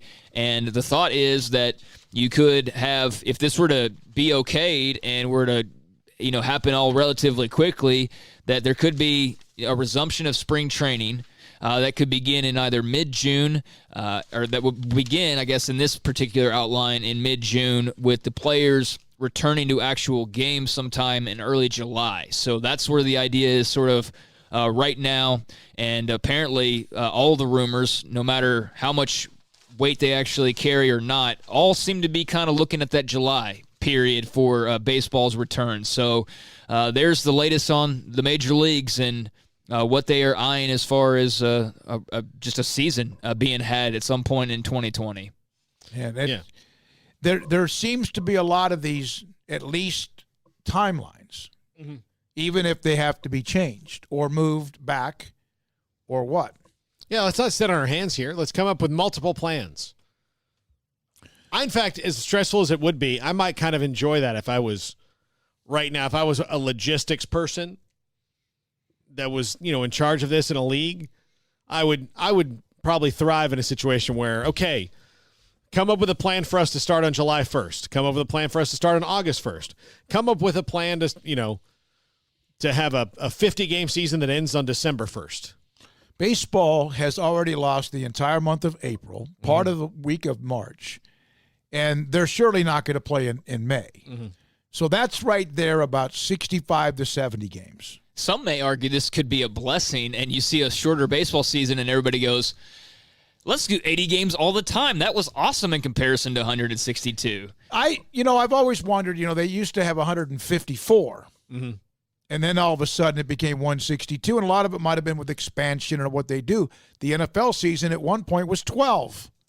12 games. Now we're going to Imagine 17. Jim Brown was doing all what he did in a 12-game season. Well, and the NBA is already trying to figure out how to improve their shorten season because, or if they play the same amount of stuff, maybe you have that tournament thing that they were talking about that can maybe help you with your draft, whatever it is. Mid-season tournament. The mid-season tournament or you start out instead of before the season, the real regular season starts on Christmas. But there's a short preseason and then you just play a tournament in that November time. They're trying to be like soccer. They're trying to be like the Premier League, and that's where their ideas are coming from. I think the NBA, as you can tell, is trying to come up with any idea possible to try to get some interest back because the ratings were not good. And granted, that was regular season, and had LeBron and the Lakers kept doing what they were doing, and the big showdown in LA were to have happened in the postseason, I'm sure that would have gotten great ratings, and everybody said, oh, no, the NBA is fine. But their regular season is not fine. Their regular season is almost absolutely pointless to watch at certain times. And I'm an NBA fan, but I don't need 82 regular season games. I know the diehards probably want 100, but they really don't need it. Like, they don't need to have 82 regular season games to get to the same endpoint that they get to now. So I'd be all for starting on Christmas. I don't know too many people who really care all that much about what happens in October and November, December basketball, November, December. So I would be all for that. But, yeah, the NBA is certainly one of those leagues right now that outside of just the typical COVID concerns and maneuvering around that people are trying to do and figure out, they are already kind of looking to change anyways, just to try to get a little bit of a spark going. Yeah, and look, I love college basketball. I love it. I go cover those games in November where Baylor plays whoever, because a lot of them are fun to watch. But Arizona. Those are fun. I would rather just see college basketball start on December 1st. And guess what? I think a lot of coaches would not mind that. And I've heard both Scott Drew and Kim Mulkey even bring that up. They have condensed the schedule, but started late. Play still a lot of games, but move them into January, and you also then, I think, might help with your attendance with some of those games early on. If you are, I mean, just think of it this way. If Baylor, the Baylor men play in Texas, and we've had this when we were at the station all the time, the stress of high school football on a Friday night, if you are opening your season, even if it's against McMurray or whoever you're going to play on a Friday night in Texas, you're not going to have many people in the stands. Right. Lady Bears or otherwise. People are just there, for the Lady Bears, their grandkids are playing in the high school playoffs. They may not have another chance to see them. This is a once-in-a-lifetime thing, so you have that you're competing against. And then if they have a home football game that next day, are you going to go to an 8 o'clock tip-off and then say the kickoff for football is at 11 o'clock? Are you going to do that?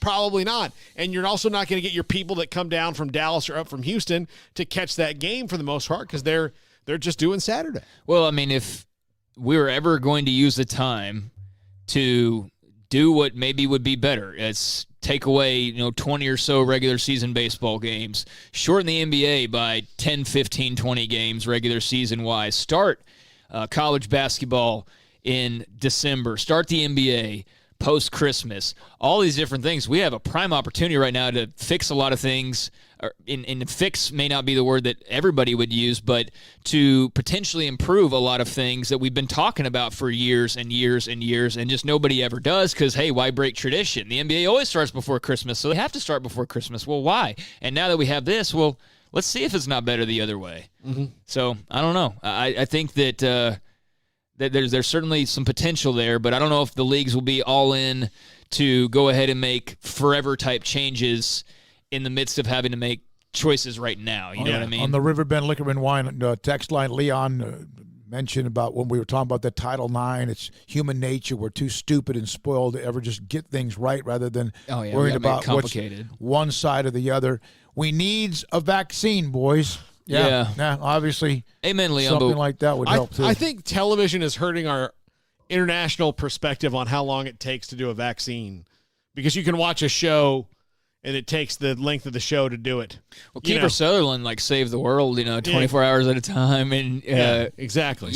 We get a vaccine overnight. But I did see some actual positive news on that front. Have you seen where my gosh, Woodrow? Yeah, I don't know. Have y'all seen where was it what kind of animal was it? But there was an animal. I want to say it was like a sheep or a goat, and now I can't remember, but could be the saving grace when it comes to coronavirus. They've found some antibodies in this animal and feel like there's some positive momentum that could lead to, some potential vaccines being developed because apparently what they discovered, at least in this particular animal example, was it had a very high efficiency of blocking out the corona cells. So, the good news is hey, maybe there's this saving grace we've been looking for. The not so great news is that it's still going to take a lot of time, and they have to do clinical trials and test it on animals and then humans as well, which takes time. But hey, still looking for a bright spot where we can get one. So maybe animals will be our saving grace, or this particular animal breed will be our saving grace when all is said and done. Isn't that where it started? Mm-hmm. Isn't that where this might have come from, an animal? Some people think it's like a bat or something, but it's very poor conditions in Chinese meat markets in Wuhan is basically the epicenter, and just the way they handle meat and all the germs and things like that, it's ripe for contamination and things like that. So that's where they think it all started. When we come back, we'll discuss that commitment again from Denton Guyers Cooper Lance with Baylor next on SicEm365 Radio. One size fits all. That may be all right for an adjustable belt or cheap sunglasses, but when it comes to your financial needs, no one wants a one-size-fits-all strategy. Ben Erlinson, your Edward Jones financial advisor, knows that his most important goals are yours. That's why he takes the time to understand your needs, knowing you. That's how Edward Jones makes sense of investing. Ben Erlinson, 100 North 6th Street in Waco, 254-759-8533. Edward Jones, member SIPC.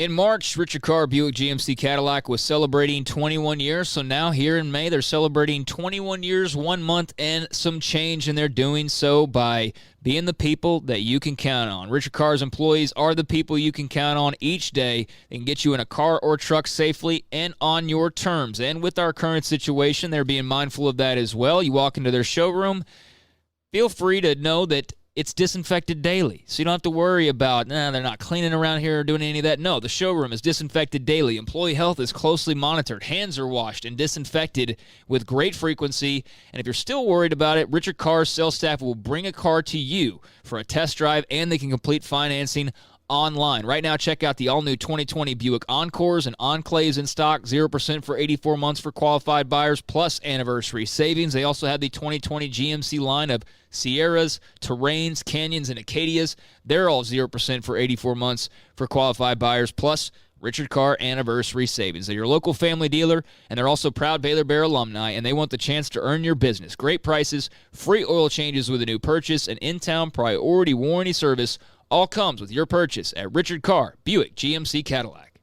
SicEm365 Radio is presented by IdealMRI.com. High-quality MRIs for $497 or less. IdealMRI.com. Your health is important, so is your budget. Y'all listen up. Let me tell you something about group meals from Rudy's Barbecue. It's got all you need for all the folks you gotta feed, smoked meat, sides, and more. There's everything down to the tablecloth, just like the one that you see at the store.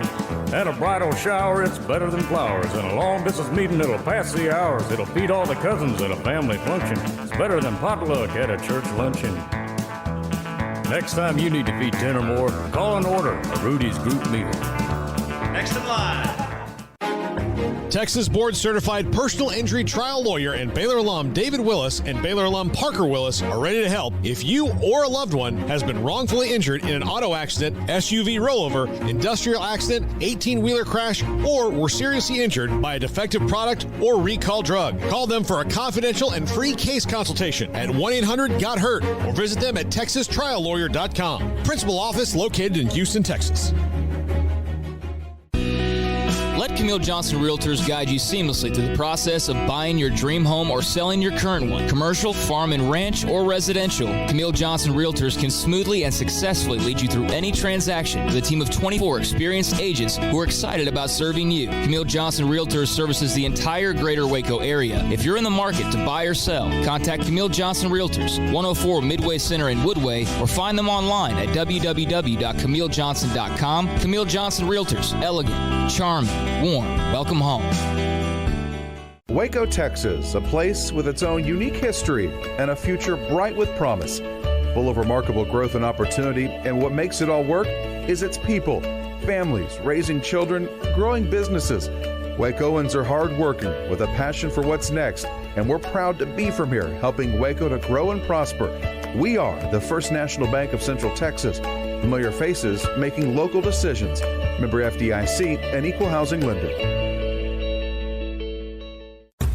Dr. Kent Petty wants you to be the highest performance man you want to be. Are you sluggish, lack energy? Do you suffer from low sex drive? Petty Clinic Low T offers discounted comprehensive lab work to check on your various levels that can make a difference. It's not only time for you to be the man you want to be with higher energy and stamina and improved sex drive, but also the healthiest and high performance man. Screening for cardiac heart disease risk, EKG, cholesterol panel, blood pressure monitoring, testosterone or growth hormone deficiency, male infertility, hepatitis C, and prostate cancer screening. Petty Clinic Low T offers replacement therapy for testosterone or growth hormones, weight management therapy, and nutritional advice. It's not only time for you to be the man you want to be with higher energy, stamina, and improved sex drive, but the healthiest and highest performance man. PettyClinicLowT.com, PettyClinicLowT.com on Old Hewitt Road, just off Highway 84 in Woodward. PettyClinicLowT.com. This is SicEm365 Radio. Next week, we'll have Baylor defensive coordinator Brian Stewart on the show. Today, we've heard from a Hall of Famer in James Lofton, a former Baylor great in Robert Blackmon.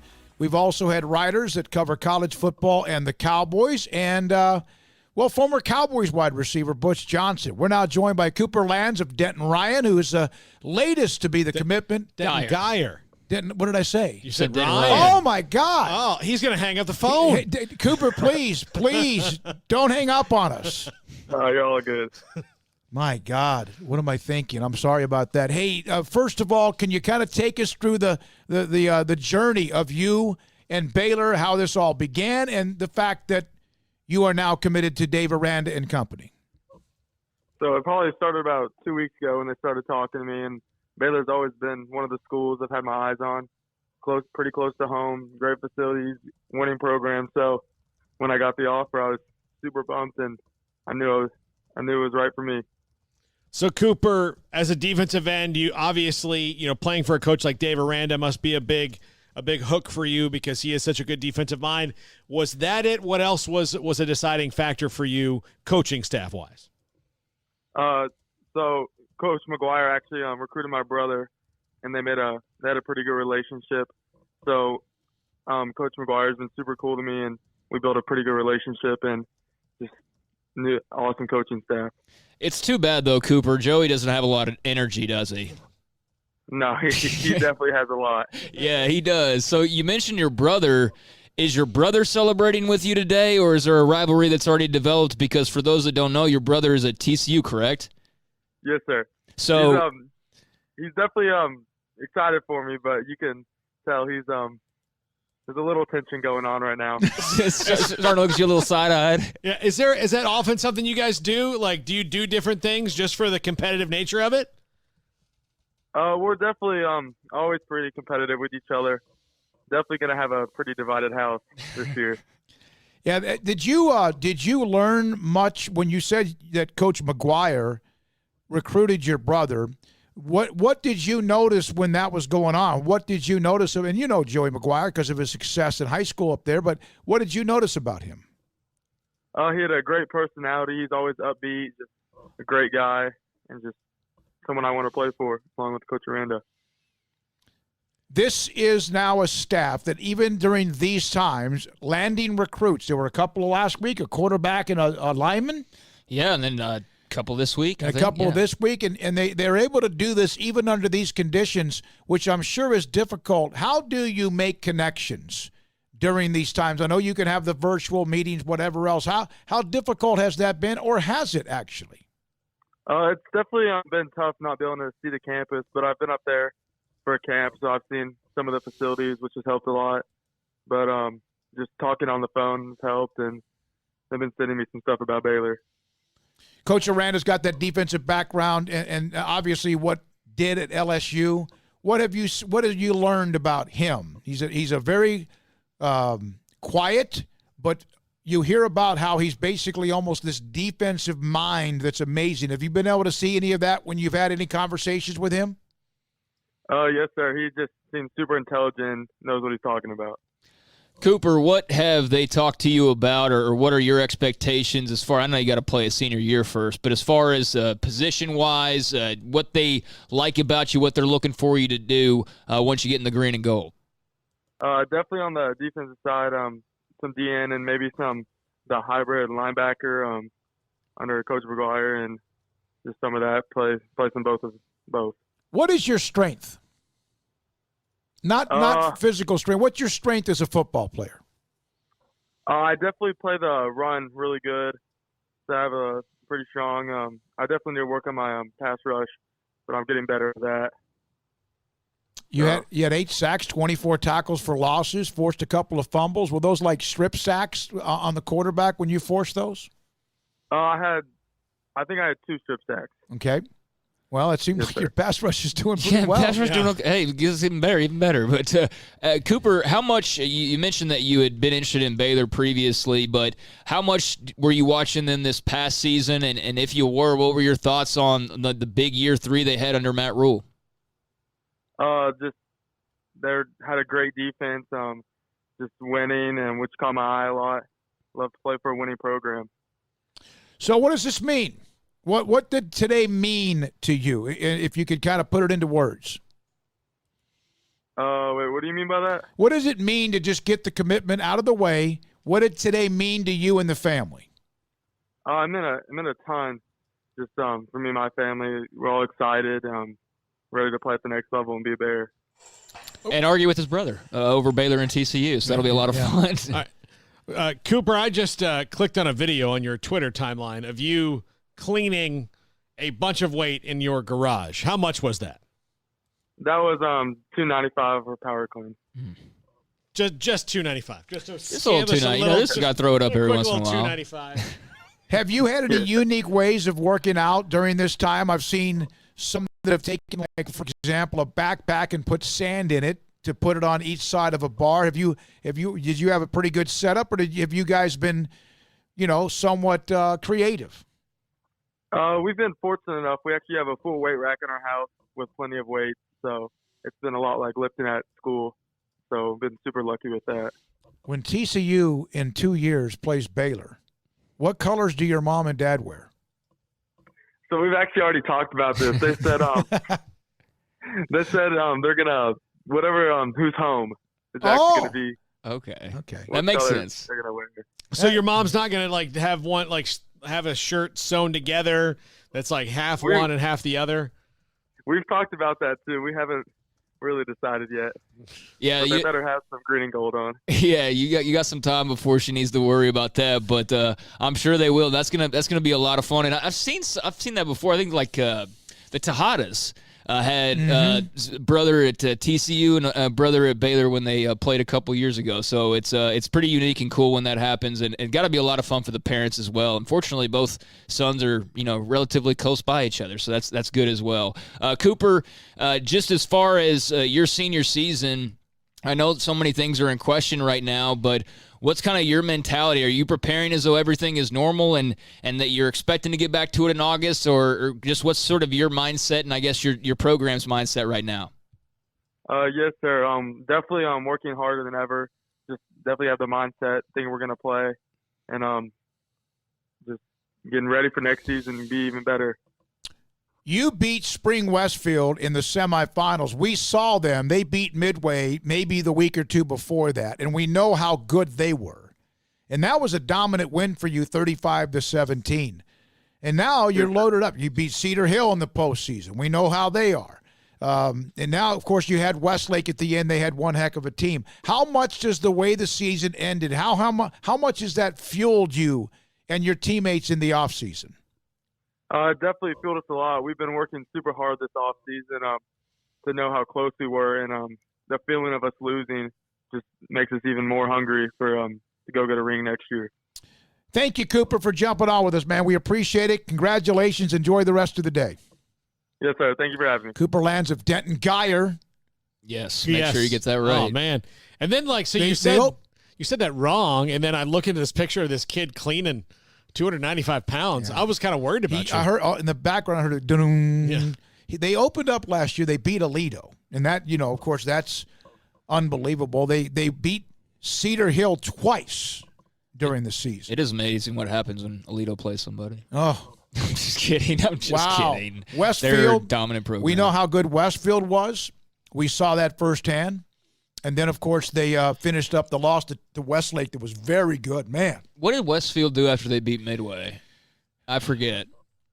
Did they win that next week? Because Midway, that was, the third round of the playoffs already, right? They beat Midway 38-7, and they were, without question, better. Yeah. The next week, they're the ones that knocked out E.J. Smith and Jesuit, who had been the Cinderella team in the 6A playoffs, 38-28.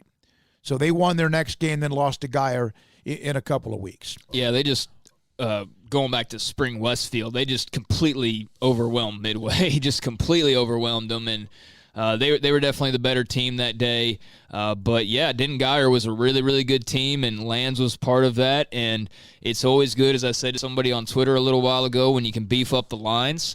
Obviously it's projections, and you're going off of potential, but Cooper Lands has got a lot of potential. He's got good size, and I know that they've already got some good young D linemen on campus that are going to be, having to take it up another notch this year with all of they lost up front, but I'm confident that they will be able to do that with guys like Gabe Hall and TJ Franklin and with this coaching staff as well. So always like to see guys getting added up front, and now they've picked up a guy on each side of the front here over the last few days with not only this commitment this afternoon on the defensive side, but Connor Heffernan on the offensive line side just a day or so ago. So they've been very active. They had a 2022 commit a couple days ago. They've had a handful of 2021 commits over the last 2-3 weeks. And the only thing I don't like about it is that Grayson Grundhafer and I, we record our podcast on Thursdays now, and it seems like every time we've recorded one for 3 weeks in a row, and we talk about these new commitments that have come in,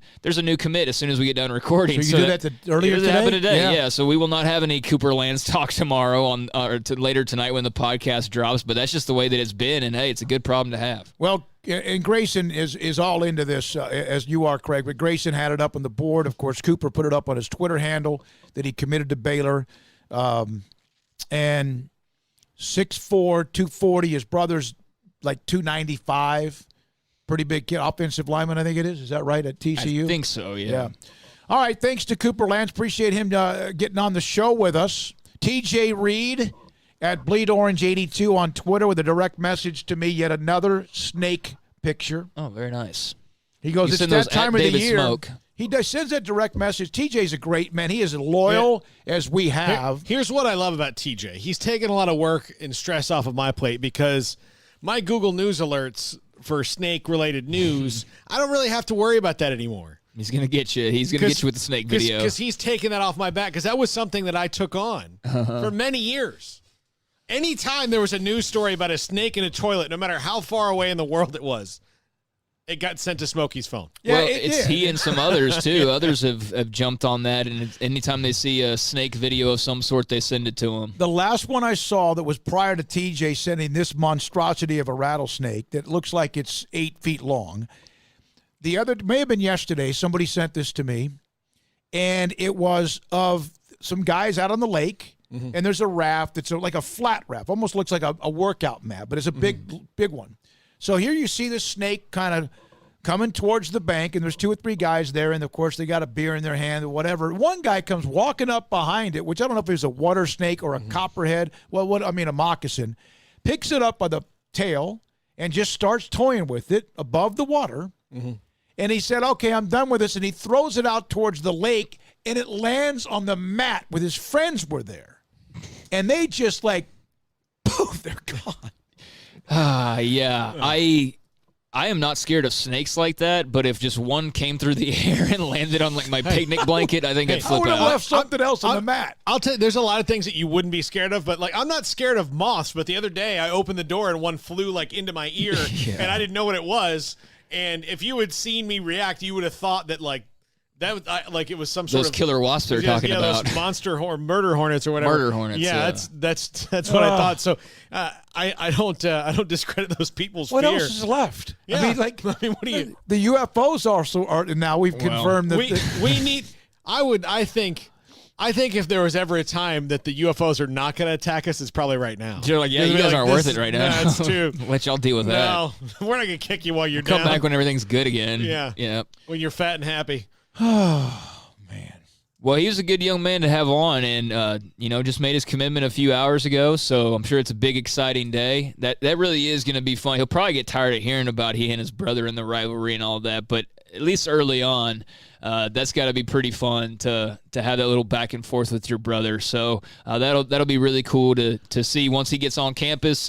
Next year, obviously, he's got a senior year to play before that. But I really like what Dave Aranda and company have done in recruiting. I mean, Matt Rule and them recruited really well, but there's just kind of a difference. There's just sort of a difference with this staff and who they're recruiting, and there's similarities, but I don't know. There's just something different I can't put my finger on quite yet, but they're off to a great start in 2021 and now 2022 as well, so we'll see where it takes them. By the way, I agree, and they just kind of slowly are building this recruitment class off. Again, the NCAA, Kansas has been sent the violations or whatever. Yeah, they're apparently going to release their response tomorrow. The football allegations were level 2 and level 3. The basketball ones, Self, Townsend are disputing each of 5 level 1 violations regarding the men's basketball program. They hammered them, but as we have said, okay. we'll see if anything comes out of it. So if that's KU basketball, and also the deal that involved Adidas and much more. Yeah, the NCAA seems like that teacher you have that pretends to be like, oh, I'm gonna, if you guys don't stop talking, okay, what are you gonna do? Yeah. We all had one. Well, the next time you talk again, I'm gonna really get you. No, you're not. Yeah. Now the NCAA is what it is at this point, and it's been this way, I think, in the eyes of the public now for a few years, of where they've seemed it more often than not very toothless and unsure of what they're even doing. See, what the NCAA needs is what I had in Catholic school, is if there was ever a teacher who didn't have any discipline, they would just nun it up, and they would send They would what it up? Nun it up. Oh. None. So they would you get nunned, and then so you have this teacher who's easy and lets you do whatever you want, but if you take advantage of it, she's gone, and you've got a nun, and then your life is over. Yeah. Thanks to the following guests: James Lofton, Hall of Fame wide receiver; Robert Blackmon, former All-American defensive back at Baylor. By the way, one of the names when we mentioned McElroy, Blackmon, Gary Everett. Green, and Thomas Everett. Gary Baxter's in that mix, no question, of course. Max Olson, Butch Johnson, Mickey Spagnola, and Cooper Lands of Denton Geyer, who just committed to Baylor earlier this afternoon. For Dylan Chapman, for Paul Catalina, for Craig Smoke, I'm David Smoke. Thank you for listening whenever you do. Our sponsors make this happen. And good night.